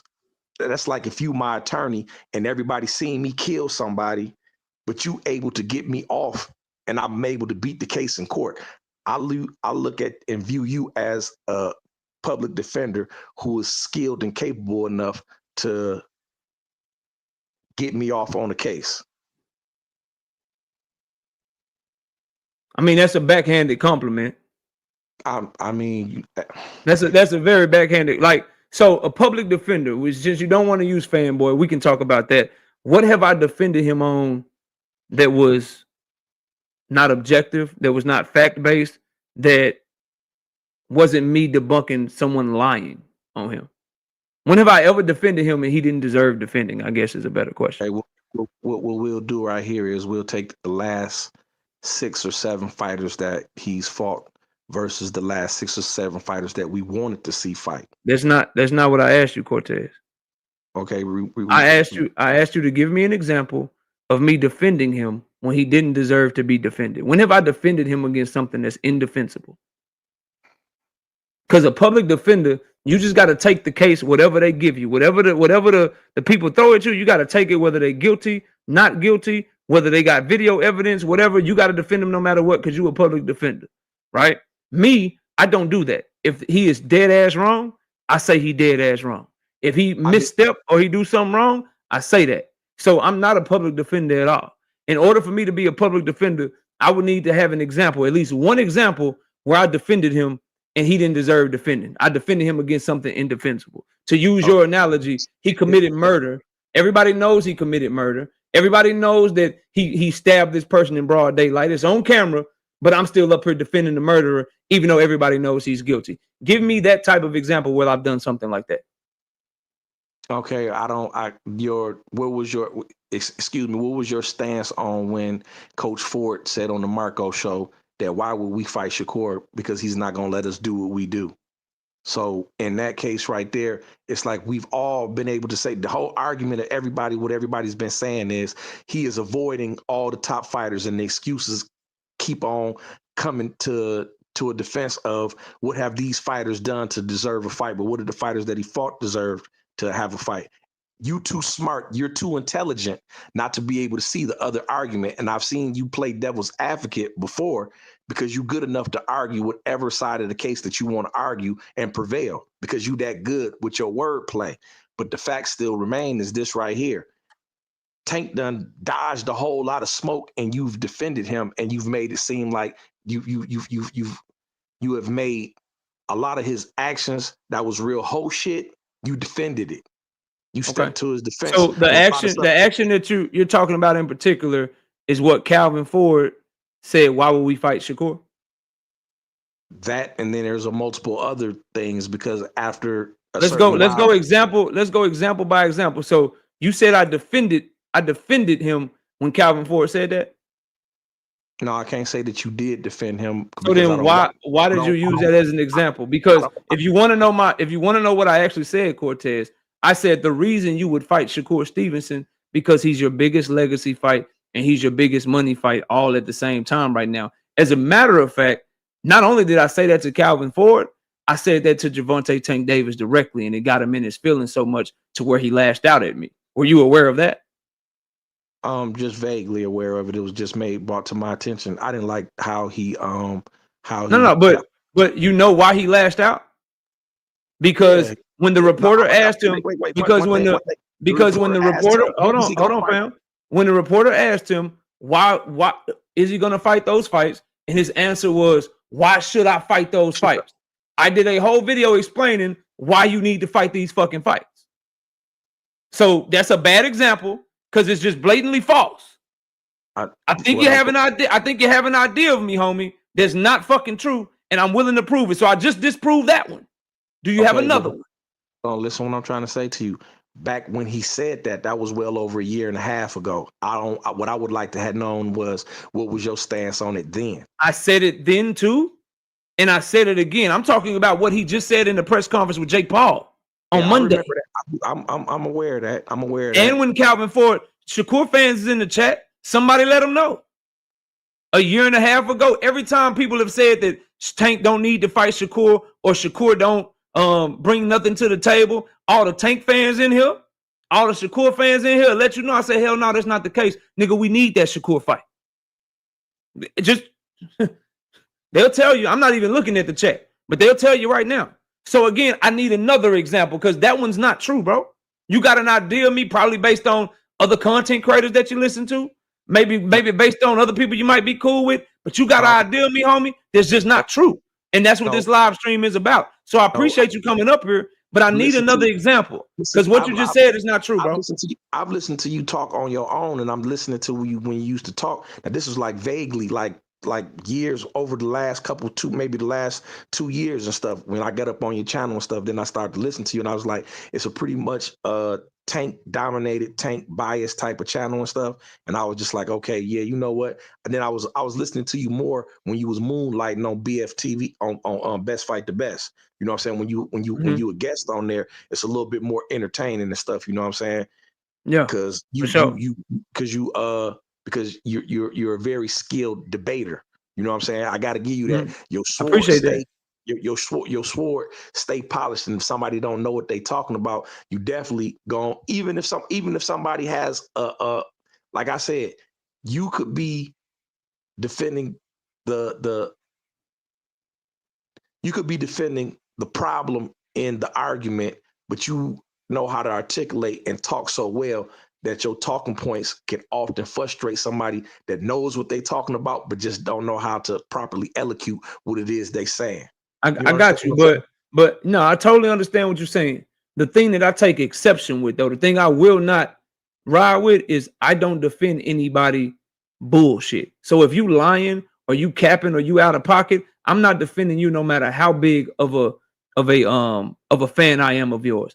I'm not a public defender. I'm not a fanboy. You and I have been talking now for about 5 or 10 minutes, and I appreciate the compliments of you thinking I'm a skilled debater. You thinking I'm good at what I do. I appreciate that.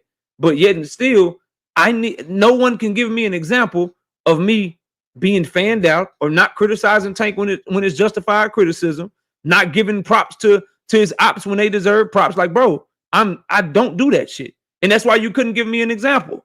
So unless you can, because I don't even think this is a debate anymore, like between you and I, because I don't think you have any examples because I just don't do it, bro. I don't. These are lies being perpetuated about me that just ain't true.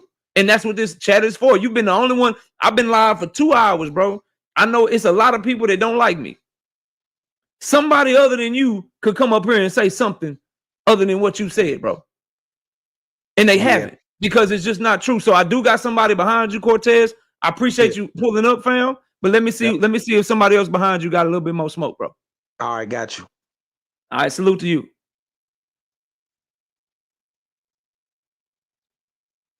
Shout out to Toon 5-piece. No biscuit in the super chat. He said, now ask him what did it mean when he said we use Shakur to gauge where we are. We already ready to move to 40, bro. Did that mean they ain't want smoke? Damn. Toon over here cooking. Hold on, I got a sneaky suspicion. This is a troll. Turn your camera on real quick, and then you can turn it off, and I'll let you up. You backstage. Turn your camera on real quick so I can see who you are, and then you can turn it back off. Okay, you good.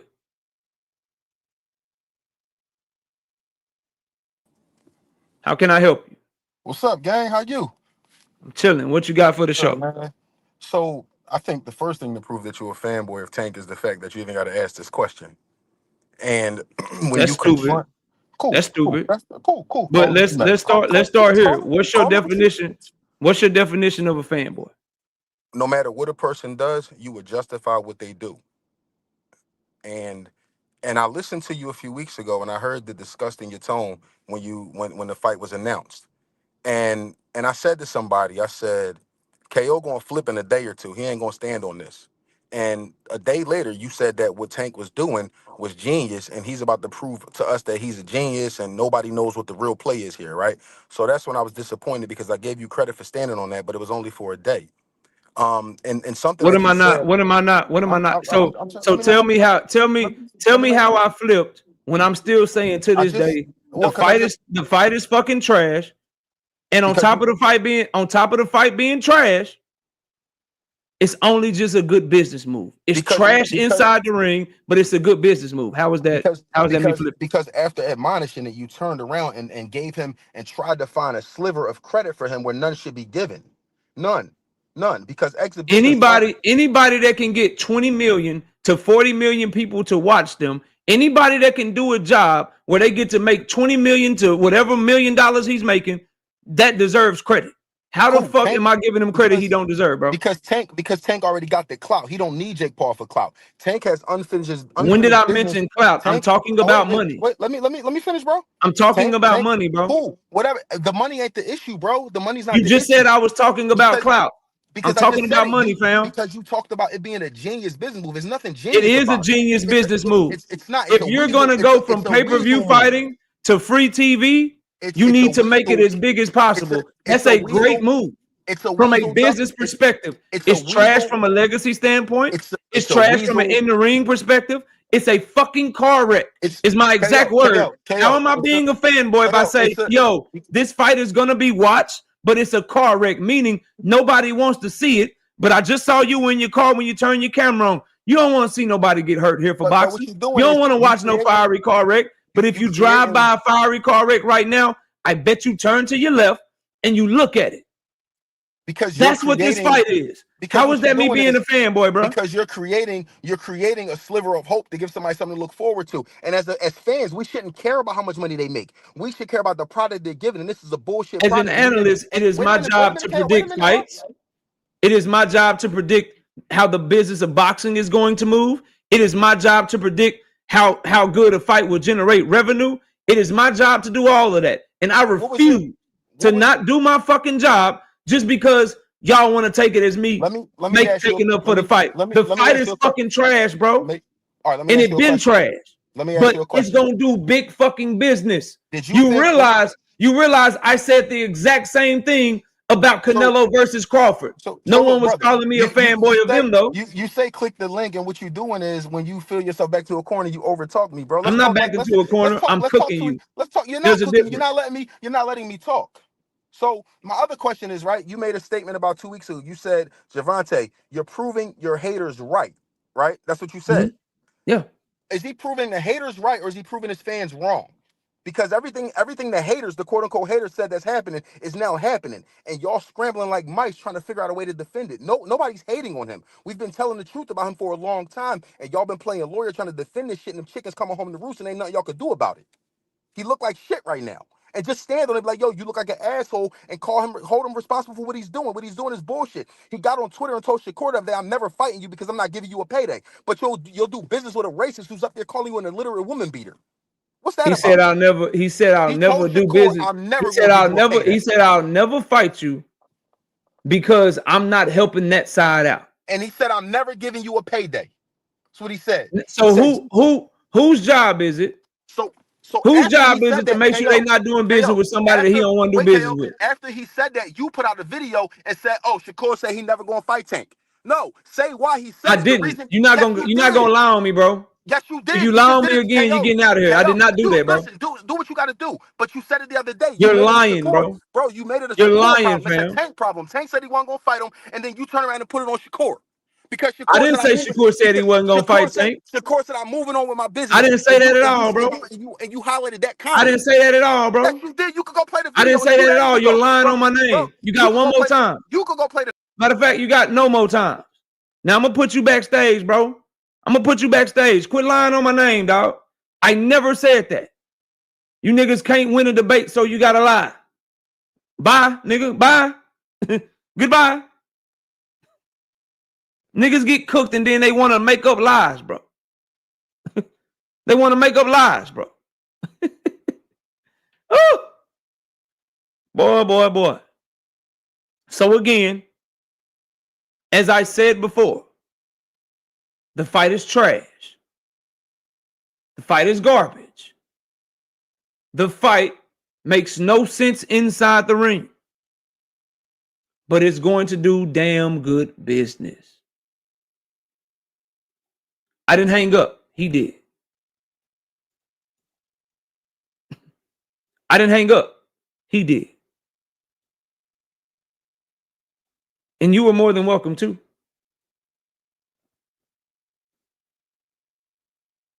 See, y'all get shit fucked up. Y'all get shit fucked up. I'm not going to let nobody over talk me on my shit.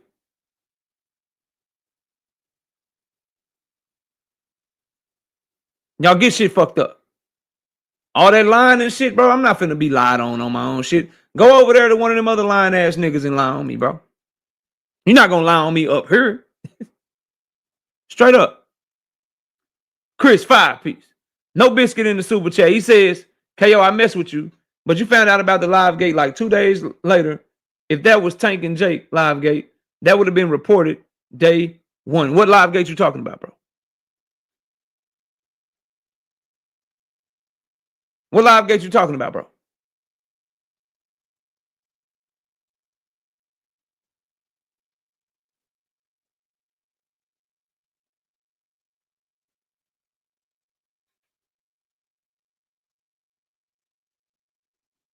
What live gate you talking about, dog?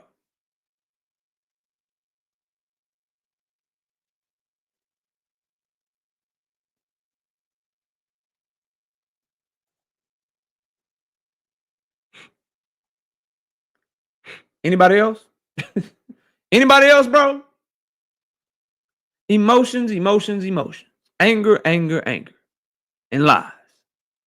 That's all I hear, bro. This shit better than television. It's always like that over here, dog. You know how we rocking?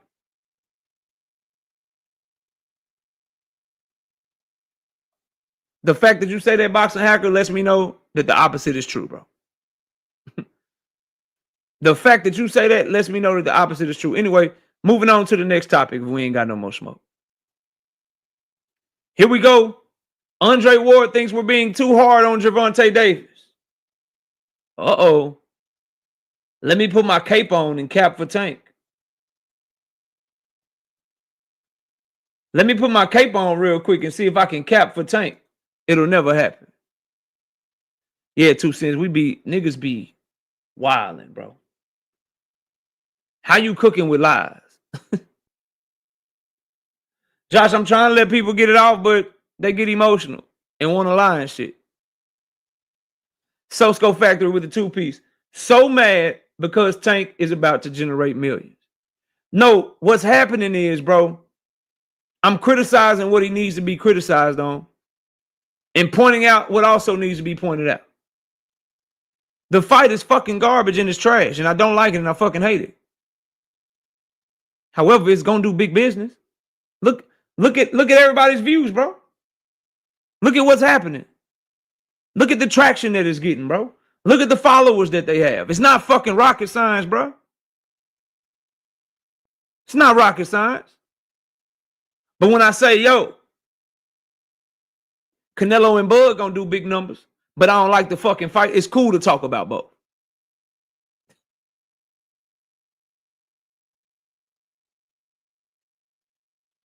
The one that sounds good coming from an idiot, bro. Only an idiot with no emotional intelligence would think by lying on somebody and yelling and being emotional that you're winning. Okay, bro. Whatever you say, big dog.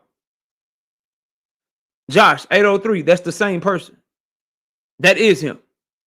It's the same person. Same fucking person. Let me get to Andre Ward's comments, though. Andre Ward, you fucking wrong, bro.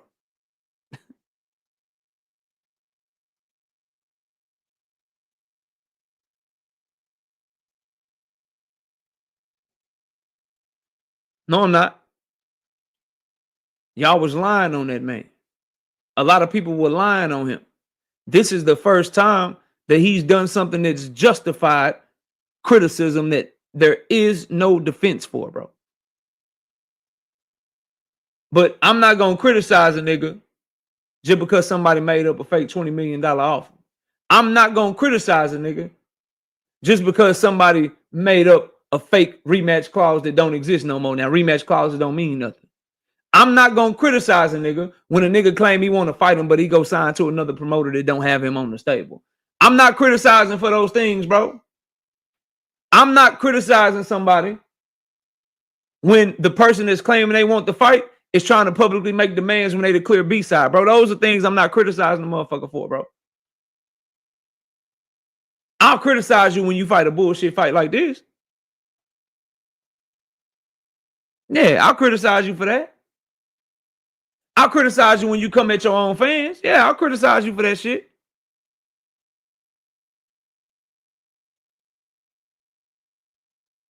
Yeah, nigga. When he fought Lamont Roach and then he was supposed to be going into the immediate rematch, that was the right fucking move. That was the right fucking move. When he was trying to make the Lomachenko fight, nigga, that was the right move. Anyway, Chris with the 5 piece in the super chat. Tank and Jake live stream has 50K views, but Jake got this crazy following and Tank is bigger than Bud, right? Why aren't more views for the press? I think the first live stream was trash. I don't think they promoted it well. I think the moving and venue was crazy. But if you look at the Tank shoving Jake, when they shoved each other in the second press conference, I think that shit got 2 million views like that. It's going to go dumb, bro. It's going to go dumb. But that first one, trash. The second one did better. But the views they getting, the traction they getting, they trending on Twitter and shit. Yeah, they about to pop out. They about to pop out, bro. Watch what I tell you. Anyway, back to what Andre Ward said.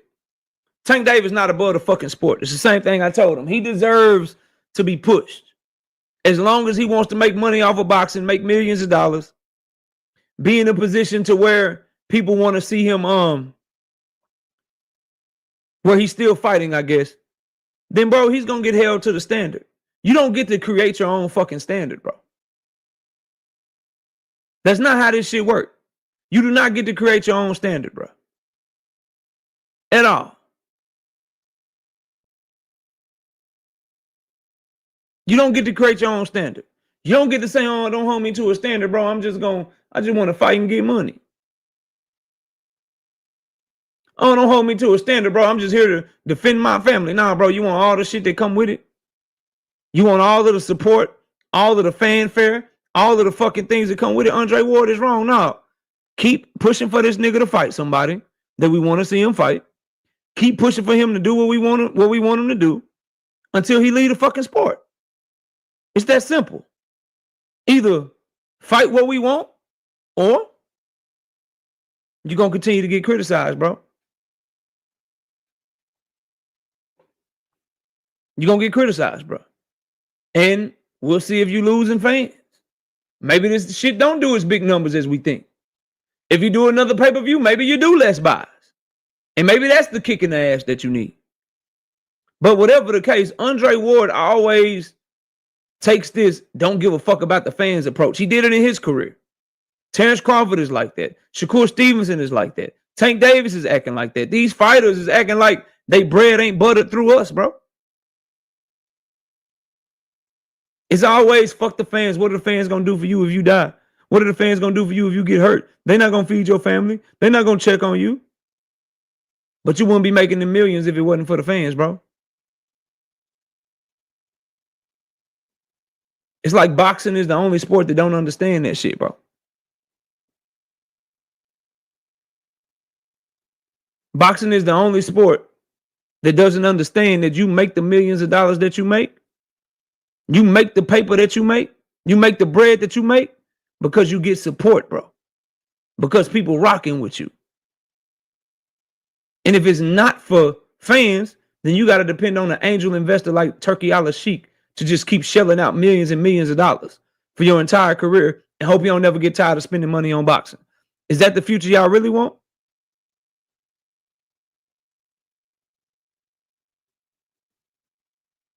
And then real quick.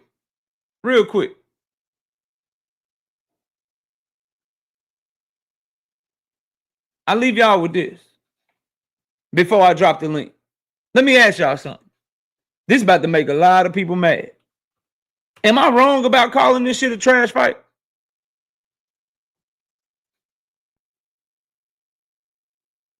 Am I wrong for calling this a trash ass fight? Yes or no?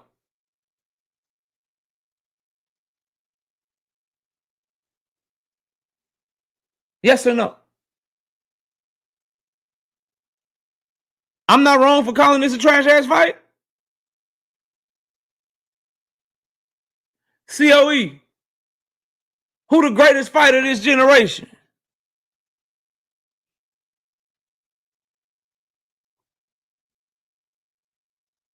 COE. Who the greatest fighter of this generation, bro?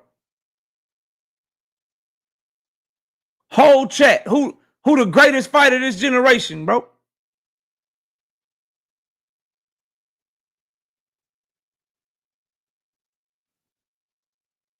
Bud motherfucking Crawford. Bud Crawford is the greatest fighter of this generation, y'all say. I got Usyk, but a lot of y'all got Bud. Bet. Do I know about boxing in the ring more than Bud Crawford? I'm up there when it comes to breaking down these fights. But do y'all think I know about boxing inside the ring as much as Bud Crawford?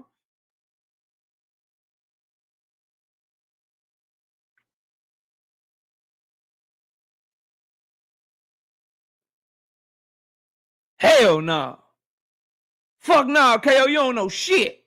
Not even close, nigga. Already.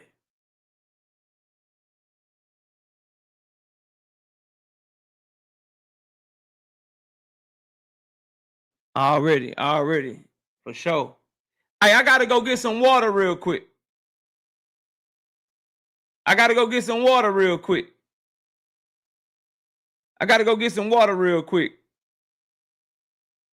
I'll be right back. Let me give y'all an intermission real quick. I'll be right back. I'm gonna go get me some water.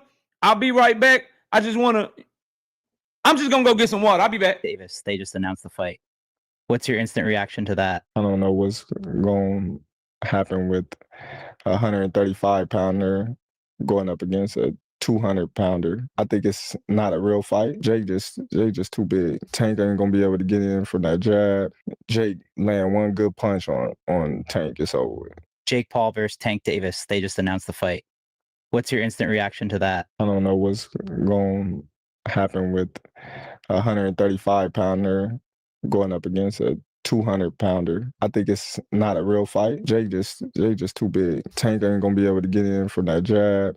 Jake land one good punch on Tank, it's over with. Jake Paul versus Tank Davis, they just announced the fight. What's your instant reaction to that? I don't know what's going to happen with a 135-pounder going up against a 200-pounder. I think it's not a real fight. Jake just too big. Tank ain't gonna be able to get in from that jab. Jake land one good punch on Tank, it's over with. Jake Paul.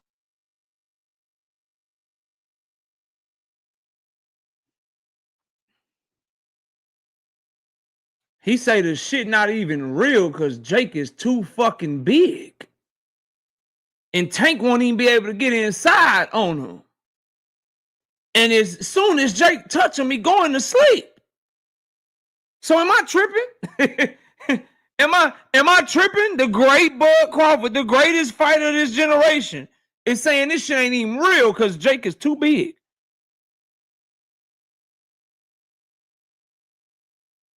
He too big. He too damn big. And once he land on Tank one time, shit over with. That's what Bud said, bro. So I just want to know.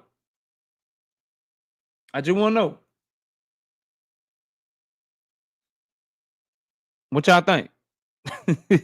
What y'all think of Bud, man? Bud, highest IQ, go to this era, y'all say to go to this era. He say Jake got a chance to whoop Tank ass. And Tank better not get touched. That's what he said. Yeah, go ahead. Do with that what you will.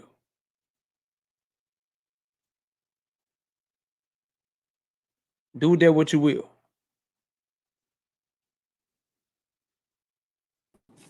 I'm gonna give you one more opportunity, bro. Don't lie on me no more. I ain't got to say your words, right? Why don't you play the video that you made 2 days ago and you can just get it from there? Or I got my laptop ready. I could do that too. But it's your call. We could use your words. I don't even got to use my words. Or I could just or I could just move off that conversation altogether unless you want to get back into it. But I could stand on it. No, you can not lie on my name is what you can do. I'm saying you could play the video. What did you say I said? You said the other day when you put the video out, you basically implied, I ain't gonna say you implied, you said that what Shakur Stevenson said, he don't want the fight, he moving on with his career, but you didn't touch on why he said it. I said Shakur Stevenson said he don't want the fight. He said he was moving on. Come on, bro, I'm paraphrasing. I don't know the exact words, but it's in that ballpark. You could press play on the video and we ain't got to argue about it. I didn't say Shakur Stevenson don't want to fight. You're lying, bro. Yo, you could press play on the video. You're lying, you can get the words. Bro, you know what I said. Okay. You're lying, fam. Bro, before Gervonta Davis announced the fight with Jake Paul, your intro song was literally a Gervonta Davis track. You was literally playing it was about him. Facts. Yeah, come on, bro. You a boxing fan, but your intro is Gervonta Davis, Shakur Stevens, and Devin Haney. Y'all ain't built like that, bro. That's a fanboy. Already. So Gervonta Davis platform. A fanboy, but I criticize him all the time. Bro, you criticize him with little caveats. You criticize him and give him praise at the same time. You don't criticize him. Do you know what I said when he called Devin Haney an email champion? I don't know. You dead ass fucking wrong. He's not an email champion. Loma should have fought him. You know what I said? You know what I said when Calvin Ford said Shakur Stevenson won't let us do what we do? You dead ass wrong. You need to, they need to be fighting Shakur Stevenson. You know what I said every time he gets in trouble with the law? I criticize him and tell him that he needs to make better decisions. You know what I'm still saying about this Jake Paul fight? It's fucking trash. Now the other day. So what the fuck are you talking about, bro? I got more. I can do this for a few more minutes.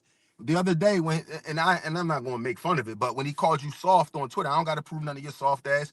You got on here and was like, "Oh, fighters and they fans go through it all the time. He's just in a phase right now." No, nigga, call him what he is. I got on here and said, "Nigga, you still need to fight Shakur. I don't give a fuck about your emotional name calling. You just mad because I'm criticizing you for this fucking Jake Paul fight, and ain't nothing soft about me because guess what? I'm not going to kowtow to you. I'm not going to play soft with you and try to save your feelings. I'm going to keep calling the fucking fight trash." But then you were giving him what the fuck are you talking about, bro? You were giving him flowers for disrespecting you because it said it brought your page traffic. If that's not fanboy, how am I giving him flowers for disrespecting me? Oh, him saying my name is a meal ticket. No, it's not a meal ticket. It's disrespect. I didn't fucking say that, bro. I'm done with you, nigga. You gonna stop lying on my name. Kick rocks, dog. I did not fucking say that. You niggas just come up here and try to lie on me, bro. I did not say that. I was cooking on them niggas talking about me. And I said he threw me an alley-oop. Nigga, I don't need no motherfucking meal ticket. Fuck is you talking about? Lying ass nigga, man. Cats come up here and lie all the motherfucking time, bro. Nobody say nothing about no meal ticket, nigga. I'm not even built like that. I don't want no motherfucking meal ticket. Stupid ass nigga. If I wanted a meal ticket, then guess what I would do? I'd still be trying to cape for this motherfucking Jake Paul fight because casuals will eat that shit up and it'll run my numbers up, nigga. Dumbass.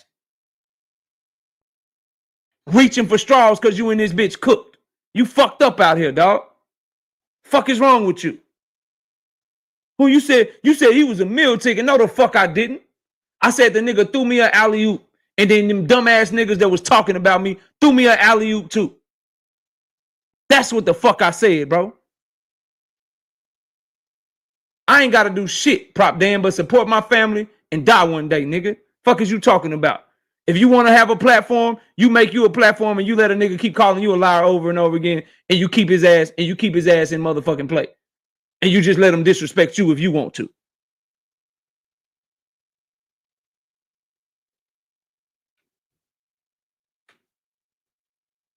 Oh, just let him disrespect you, KO. Just let him disrespect you over and over again and try to lie on your name. Get the fuck out of my face, nigga. I'm not one of these niggas you just gonna lie on.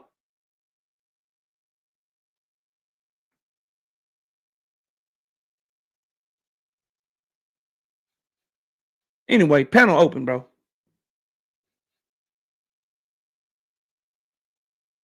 You boys know y'all can't fuck with me, bro. Oh my God, bro. That's funny. Oh, nigga, I know what I'm gonna do. I'm gonna get up there and lie on the nigga.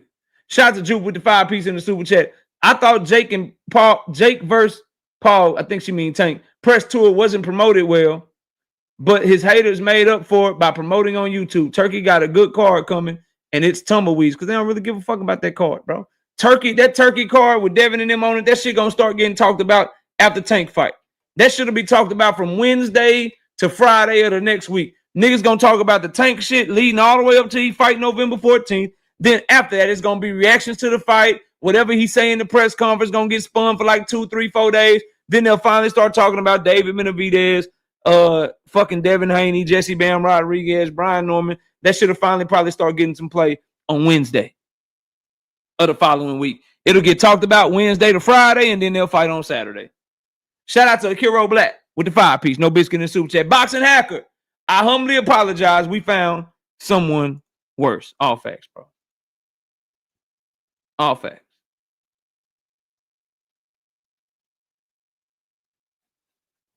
All fucking facts, bro. All right, here go the link, man. Panel open. Oh, I know, Rube.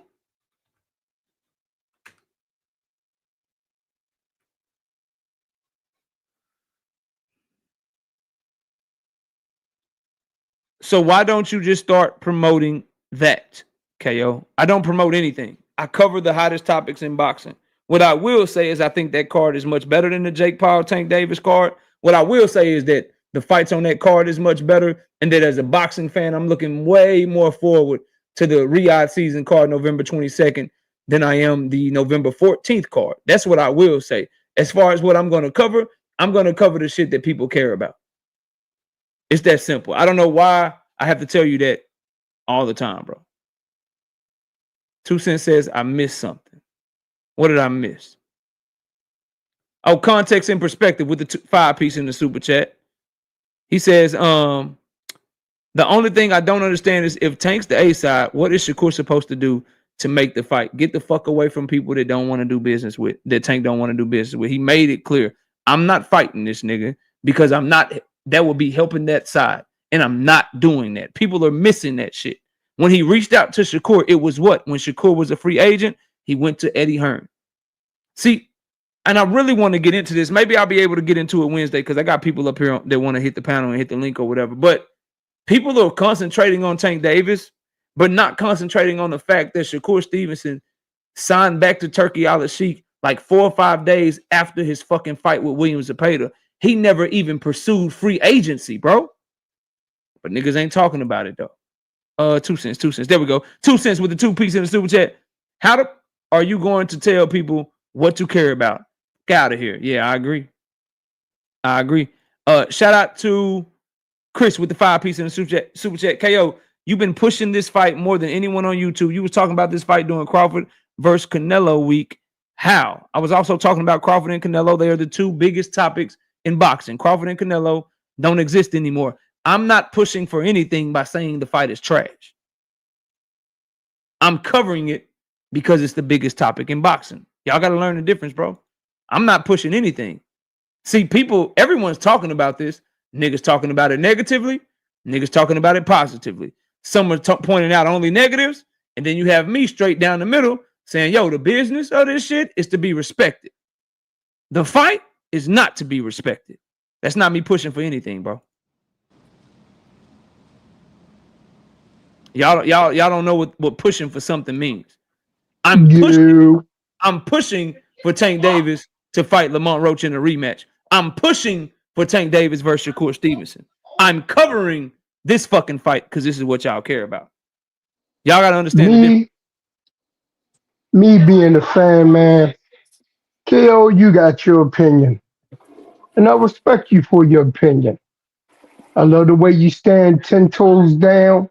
You keep your head up when you go about your opinion. You say what you want to say. Me, I have my opinion. Yeah, I don't like to fight. Plain and simple. Always said that shit. Mm-hmm. right?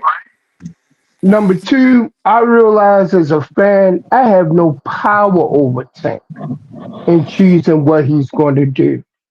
And knowing the order of things, after the first Lamont Roach fight, that this J. Paul fight, as Big Plant Willie constantly reminds us, that he already knew about it ahead of time and that he was getting paid about it, paid for promoting it. I realized that the baby mama drama came in between us getting that fight because he ran out of time. And it's the order of things. And we already know how the order went. So seeing how we didn't have enough time, they didn't have enough time to get that fight in, this fight is happening. I don't like it, but hey, I got you, bro. I I'm gonna got you. sit back. I'm gonna sit back and watch it. Why? Because I want to see him put some real boxing hits on this motherfucker. I And got that's you. the I only got you. reason. And that's the reason why. Shout out to NHA2 with the 5 pieces in the super chat. Says tell Tank his boss Heyman works with that side. Al Heyman definitely does work with Turkey Al Sheik when it makes sense for him or when he's forced to. So when there's some fighter that he doesn't make money off of, that's a second tier fighter, he just sends him over there. When it's David Benavidez, he sent David over there because he was forced to. They tried to build David. They did a pay-per-view with David Morrell. Then they tried to make the David Benavidez and Callum Smith fight, but Turkey blocked that shit. And he pulled Callum Smith away from the table. Then they finally said, okay, well, we can't get Bivol because Turkey pulled Bivol. We can't get Callum Smith because Turkey pulled Callum Smith. We don't have any 175-pound fighters for you to fight, so you got to go over there. You got to get down and lay down. And that's what David Benavidez has to do. So, yes, Heyman works with Turkey when it makes sense or when he's forced to. He didn't want to send David Benavidez, but he had no choice. Otherwise, David Benavidez would be fighting Jesse Hart or some shit, and y'all be clowning him. Y'all be clowning motherfucker. So yeah, my bad. But so that's what it is, bro. But it makes no sense for him to send Tank over there when everything around Tank Davis's orbit runs through him because of the superstar that he is, bro. Them niggas gonna have to get down and they're gonna have to lay down, or they'll just keep fighting in Saudi Arabia, fighting on undercards, and we won't get what we want because everybody will neglect the fact that these dudes is moving around out here claiming they want something, but not trying to go get it. That's what's happening in HA. Tank don't have to fight. Tank don't have to fight Shakur over there in Saudi Arabia, though. No, he ain't, nigga. KO, let me say something real quick, man. It don't have to be in Saudi Arabia, bro. And how is Tank helping that side? Like, I don't understand that part right. Did you hear me call on you frequent? I said Victor, bro. Victor, go ahead, fam. Thank you. Let me just make a few bullet points. Salute to the panel. Salute to the chat. And having mentioned the chat, let me shout out to the lovely Bella Faith. I want to say hi to you. You're a lovely lady. I've been to your channel before. I love you to death. But let me just say something about what you said, Bella Faith, in the chat. You said, so Tank can fight Jake, but he can't fight Bud. So for me, reading the room like you always say, KO, and reading between the lines, somehow, having made that statement, Tank fighting Jake should put him on par to fighting Bud, as if Bud and Jake are on par. Jake don't bring nothing to the game. No power, no speed, no ring generalship, no footwork, no nothing. But somehow, because Tank fights that bum-ass nigga, he should be able to fight a superior, supreme champion with every skill known to man. Bella, you tripped over your own 2 feet. As much as I love you, you tripped over your own 2 feet on that one. Now, let me just make my other 2 bullets. You want to see Tank get his ass whooped, because I guarantee you, if people start telling Bud Crawford to fight David Benavidez, she have a problem with that. But you go ahead. Well, let me say this to that comment that she made. I'm going to say this. Don't forget what Tank said, and I believe it to be a fact. If Tank touched that chin like Gamboa did, oh, it's going to be fireworks. But anyway, the second bullet point is this. I've said it before, but I'm going to repeat myself because people keep overlooking this. Boxing is not mere entertainment. Not mere entertainment. If it was, nobody would ever go to sleep in a boxing match while they are seeing it live in the auditorium, sleep in their seat. And it sure in the fuck ain't mere entertainment when motherfuckers get up, walk out, and while walking out, boo. For what you know what that is? That's entertainment that failed. It failed because when boxing is reduced down to mere entertainment, it fails. Motherfuckers fall asleep and they walk out the goddamn ring. Then, last but not least, this bullet point: boxing and every single other sport is personal. It's all personal. Competition in and of itself is personal. It might not have, I don't like you, but it's personal if you want to take my shit, my belt, or knock me off my spot. That's personal enough, nigga, especially if you want to hit me upside my motherfucking head to do it. So this shit about, well, you know, you're taking it personal. It's all personal. Competition is personal. One man against another man trying to beat him. Already. Frequent, go ahead, bro. What you got? Yeah, Vic, you forgot one thing though, Victor. Tank doubled back and said he was just playing when he was talking crazy about Bud. So Tank don't believe that himself, what you saying that you think is a fact and you believe it and all of that. That's what you say. That's what you no, say, that's nigga. What Tank said. That's what Tank said. Let me say this. Let him go, Vic, because we got a lot of people up here, and he didn't interrupt you. I made sure he didn't interrupt you, so don't interrupt him. Thank you. Go ahead, Freaky. Finish he doubled back. He doubled back and said he was just playing. And for you to say Jake Paul don't have no power, how is he knocking dudes out? Most of his fights ended with knockouts. So how you gonna say he don't got no power? Victor, that was rhetorical. I don't think he wanted you to answer. Let him cook, bro. Yeah, man, you gotta have self-discipline, bro. Discipline. Go ahead, Frequent, because I got a lot of people out there, bro. Land your plane. Yeah, so you get your respect. Okay, yeah, so Jake Paul definitely got power, but I see what the Queen is talking about. You know, if he can go all the way up past 175 to fight somebody over 200 pounds who got power and got the reach and everything over him, then he might as well, you know, on his way back down, go ahead and fight Bud, since he be talking crazy about Bud, or fight any of them dudes who he got a problem with who's smaller than Jake Paul, man. It's, you know, this is what make me, and then I'm gonna pass the page because I heard you talking, page. This is what make me be like, yo, and niggas got the nerve to call me like a hater or a fanboy and shit. Like, I'm literally like towing the line, like, nah, nigga, Bud need to fight 160 niggas. He need to fight champions at 160. He ain't got no business trying to fight no fucking Dave Benavidez. He need to fight niggas at 160. Cause I ain't just trying to see the nigga get beat up and shit. Niggas like, yeah, the nigga Tank going all the way up, nigga 200, nigga fight light heavyweight next, nigga. Nigga move your ass up to super middleweight. Nigga, like, y'all really, like, when he say niggas want to see him lose, y'all really we ain't be telling like, him to move up. We telling him to move down, bro. Nigga is not. You think that nigga gonna wait? How much? Ain't gonna wait like 140 days to fight, bro. Move back down. Let me catch these super chats, dog. I gotta catch these super chats. I'm gonna go to pay. Chris with the 5 piece in the super chat says, because you always talk about Tank. Oh, hold on. He says, so with the 5 piece, he says, so what does it mean to you if Canelo and Crawford do better numbers? Then that means that Tank Davis is gonna be behind them, bro.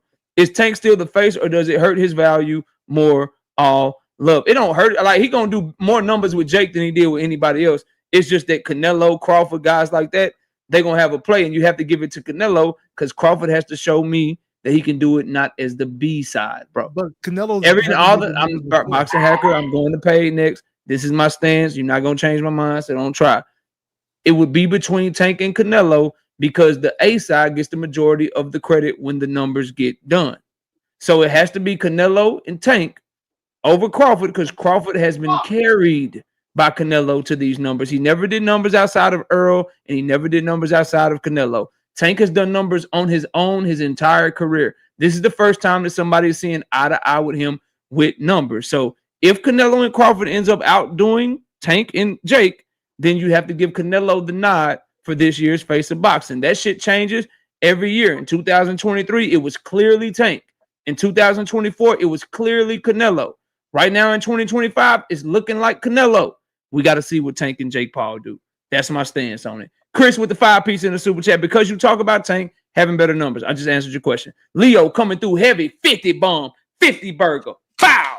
No biscuit in the super chat. Early rise for me. Y'all stay strong. Salute to all. Here's a little love for the channel, KO. Keep it as always. Tell it like it is, Victor. Shout out to my dog, Leo. I appreciate you. Paid. Go ahead, brother. What's going on, bro? Salute to you, man. It's been a minute. Chilling, fam. What you got? I was gonna ask a question before I go into what I was going to say. Frequent, what weight do you think Tank actually gonna come in and weigh in to fight Jake Paul? Frequent, you can answer that, I bro. don't know, probably like 160. Go ahead. Man, you out your damn mind. Go ahead, man. Delusional like a motherfucker. Go ahead, bro. Like 160 Okay. somewhere around there. I think, KO, I kind of said this in one of your videos earlier. I think it's kind of like, I came to the realization that I feel like it's kind of like beating a dead horse now. Because I think what we want for him to do as his fans, I don't think he actually wants to do. Like, we be like, we want him to fight, you know what I'm saying, the best or whatever, or going for unified titles and shit like that. I really don't think that nigga care about that shit at this point. I don't really think he care about none of that shit. I think he's more so just about his money. So, and another thing I feel like with Shakur, I don't think he's scared of Shakur, but at the same time, I don't think he's gonna fight Shakur. I don't think no time soon, just based on where he's at right now in his career, and by him being tied to who Turkey is. That's what I kind of feel like is going with that, and I kind of think that's what Andre Ward meant. We putting our own things on him as what we want him to do as his fans, but I don't think that's actually what the fuck he wants to do. So this would be my retort to that, right? Even if it is the money, he gets done with Jake Paul. What are his biggest money fights? No, I agree with you fully. I think it's T.O. I think Shakur would be one of them as well, but I think that would be more so again pulling Lamont from the Roach. same. Lamont Roach rematch. Lamont Roach. Maybe a Pitbull Cruz, but Manny Pacquiao. Manny Pacquiao will be another one. Gary Antoine Russell. All right, let me go to my overall point is this, y'all. However you want to slice it, if you want to push him to legacy, if you want to try to give him the excuse of he only about his money, whichever way you push it, those are all the fights that we want to see. Facts. I agree. His biggest money fights are also the fights that we want to see him in. So if your motivation is money, nigga, that's not true. Go get that money. That's not true. Go get that money. What do you mean that's not true? Yeah, what are you talking about? You can go ahead. You can go ahead and go right side. Y'all let him cook. Go ahead and cook on that right side. You got it. We don't want to see a Manny Pacquiao fight. Nobody wants to see that. That's not it's a big money fight for him, and I think it's a bigger money fight than any of those other guys that they named. But none of us want to see that fight. There's no legacy behind it. There's no. You don't care about that though. Hold on. Let me say this, and I'll pass it back to you, right side. If Manny's champion, right side, there's some legacy to it. But I would still agree with you that I don't want to see that fight. Manny's not champion. If he's supposed to fight Rolly in December. Okay, if he beats Rolly, he'll be a welterweight champion. That's what I'm saying. If that's the route you want to go with it, I understand that. No, I don't. I know it's trash. But the overall point is you're naming one. So if we name 4 fighters or 5 fighters, and only one of them is a money fight that's not also a great fight. My point is that, bro, the majority of the fights that we want to see him in are the big money fights. Yes, the Manny Pacquiao is one that is not something that we want to see. And I agree with you on that. But my point is, if you start naming all his big money fights, the majority of them are fights that we want to see, bro. That's what I'm saying. If the man just told us, at what point are we just going to accept what he says? Never. Okay. Never. All right. Like never, because it's either. But that's what got us. Hold on, KO. That's what got us into the same debate about the Lamont Roach shit. That's exactly what happened. Instead of us accepting him saying that the Lamont Roach fight wasn't next, instead of us accepting it, we sat there and said, "Oh no, we almost got the fight. We got the fight. Take a lion now, man. Let them tell it. How did we almost get Man, freak, how the fuck you gonna tell that man let somebody talk on his own shit, bro? He got arrested, bro. He got arrested, dog. If he don't get arrested, that fight gets announced. They were in camp for the fight. They were promoting the fight. They started dropping Instagram shit. They were going at each other. They was in fucking camp. Tank was dropping training montages. The fight was done, bro. O'Shaquie Foster's on record saying, yeah, nigga, I was on that card. So is Lamont Roach going to camp saying, yeah, the fight was supposed to be August the 16th. And now he's double back and said it again, bro. The shit was done. The nigga had some issues happen on Father's Day, bro. And he fucked off the fight. And then he got pushed against a deadline and he had a fucking decision to make. Because they had another date for October. But it came down to, nigga, if you fight in October, Jake just gonna move on. So you can fight Lamont Roach, or you can go ahead and get this Jake back and you can spin the block. And hopefully he spins the block. But the fight was done for August, bro. Thanks. The nigga just got into legal trouble. Now, that ain't nobody's fault. That's just, he made a fucking horrible decision. That's his fault. But that's what happened, bro.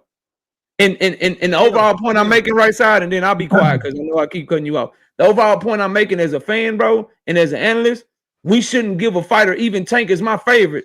No, nigga, we don't just, nigga, if you want us to give up on expecting the best of you, pushing you to try to fight the fights we want to see, then get the fuck on in, bro. I'm never going to stop. I'm not included in that. Nobody should ever stop that shit, bro. That's coddling a nigga. That's coddling him, bro. Like, yo, just hold him to the standard he want to be held to. No, nigga, because you want these M's, don't you?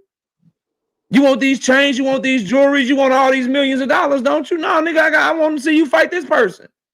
Because it's my support and people like me that made you the star you are. You're getting the Jake Paul fight because of all the support you got through the years.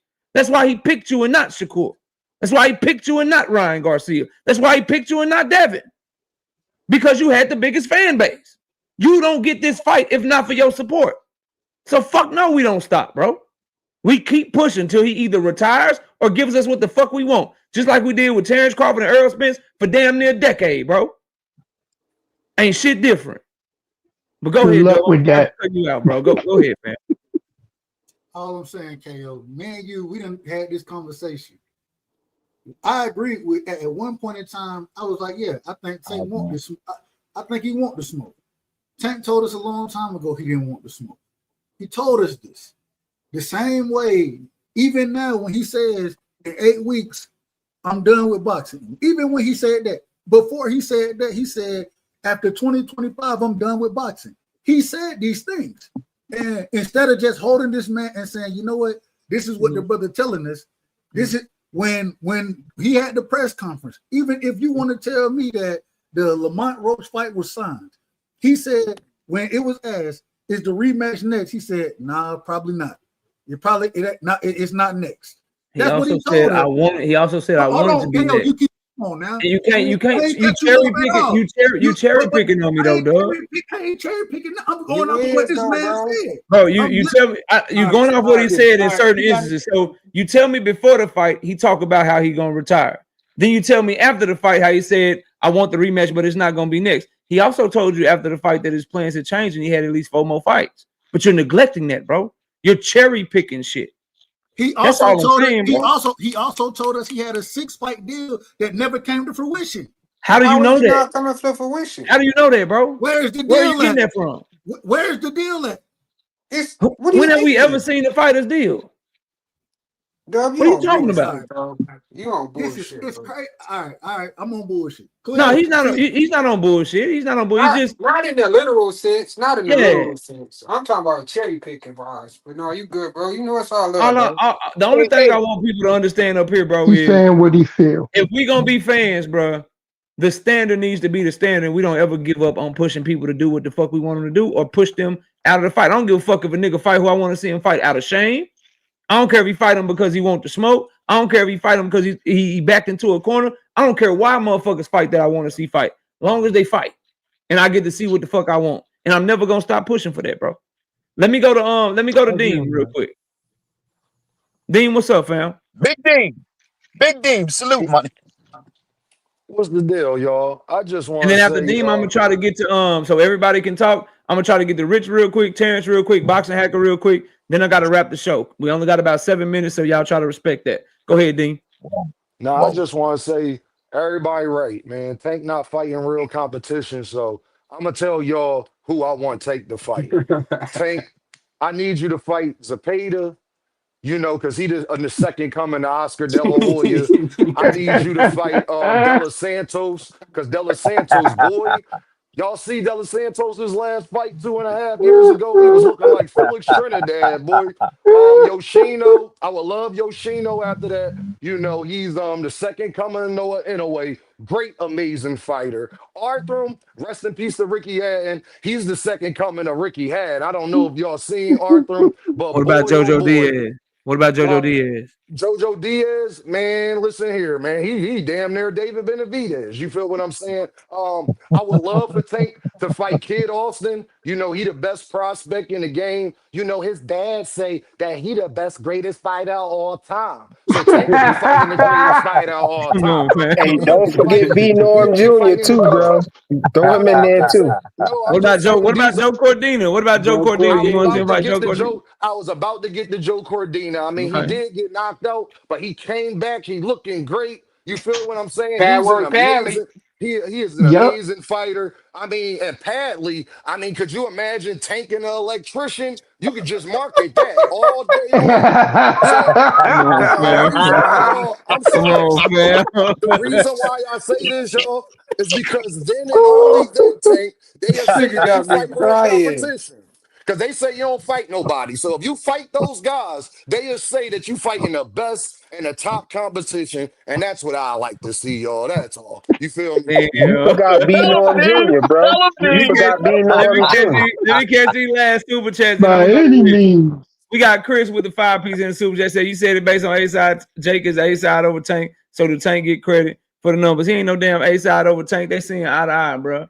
We got Juke with the 10 piece in the super chat. Says imagine saying Tank won't move up 5 divisions to fight Bud in a real fight, all the while understanding why Bud said he would not fight Benavidez 1 division up because he too big. George Bush must pay for these crimes. Damn, that's Yes, crazy. sir. Yes, sir. Tell him, Duke. Shout out to Brashley with the 5 piece in the super chat. Says all right, after Jake, what do you say? All right, after Jake, he will have more eyes either supporting him or wanting him to lose, and his bag will be bigger. He isn't going anywhere anytime soon. Rich, go ahead and talk to me, man. I got about 4 minutes left, and I got to try to get to some other people, but I'm gonna give you the time, bro. What you got? Rich, you there? I can't hear you, Rich. Terrence, talk to me, fam. Real quick, I mean, Dean could make all the fun he wants about who Shakur fought, but Bro, I'm not we see making we fun. I'm wait. saying that's what I want. Let All me right, just Terrence. finish. All right, We can make all the fun I that we said want they great fights. about They we great can make fights. all the fun we want about who Shakur All fought. right, That's great. all right, That's good. But all right. I can't but even. the thing is we know what we see with our eyes, and we know that'll be a tough fight for Tank. So, but I want to talk about this new boxing fan that talks about money and how many viewerships these guys get. I mean, Put his this name is on him. incredible. This is a new fan base that cares more about that than fighters fighting for legacy and greatness. So I don't know. All I can say is for me personally, if you're bringing more of those people into the sport, guess what? I'm gonna bow out gracefully away from it because Bye.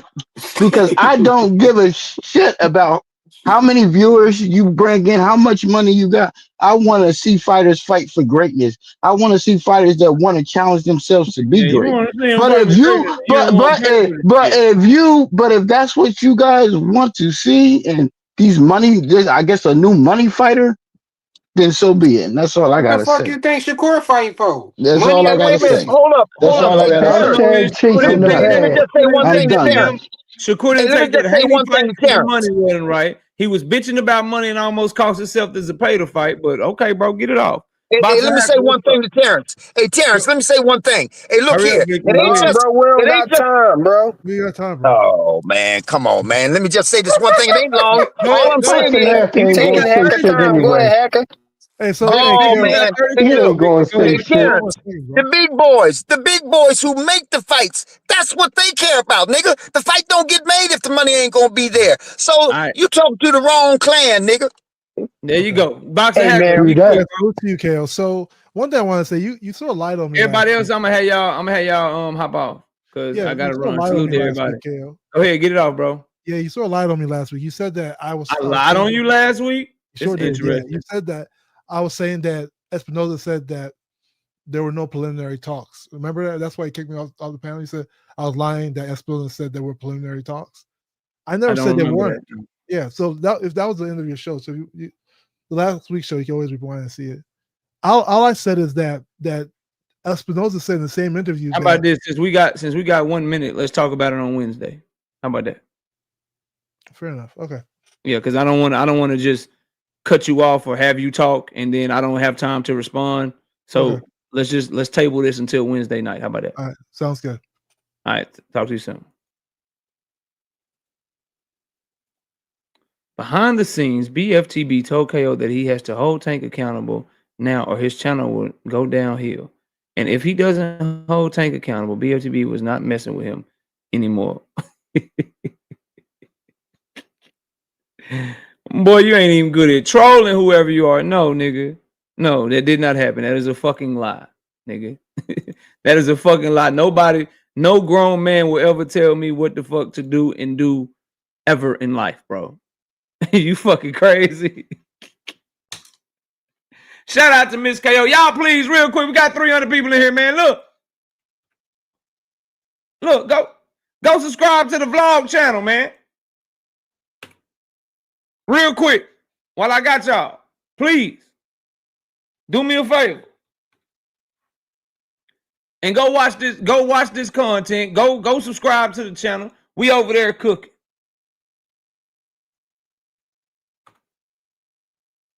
We over there cooking. Go subscribe before you leave this mother. Go subscribe. Subscribe. Anyway, I appreciate y'all, everybody tuning in. We'll be live on Wednesday because obviously what people say about me ain't fucking true. So we'll be live Wednesday night because couldn't nobody do shit with me. And I'll see y'all at 7:30. And I'll also be dropping videos tomorrow. Appreciate everybody. Y'all take it easy and y'all have a great night. We out of here. Peace.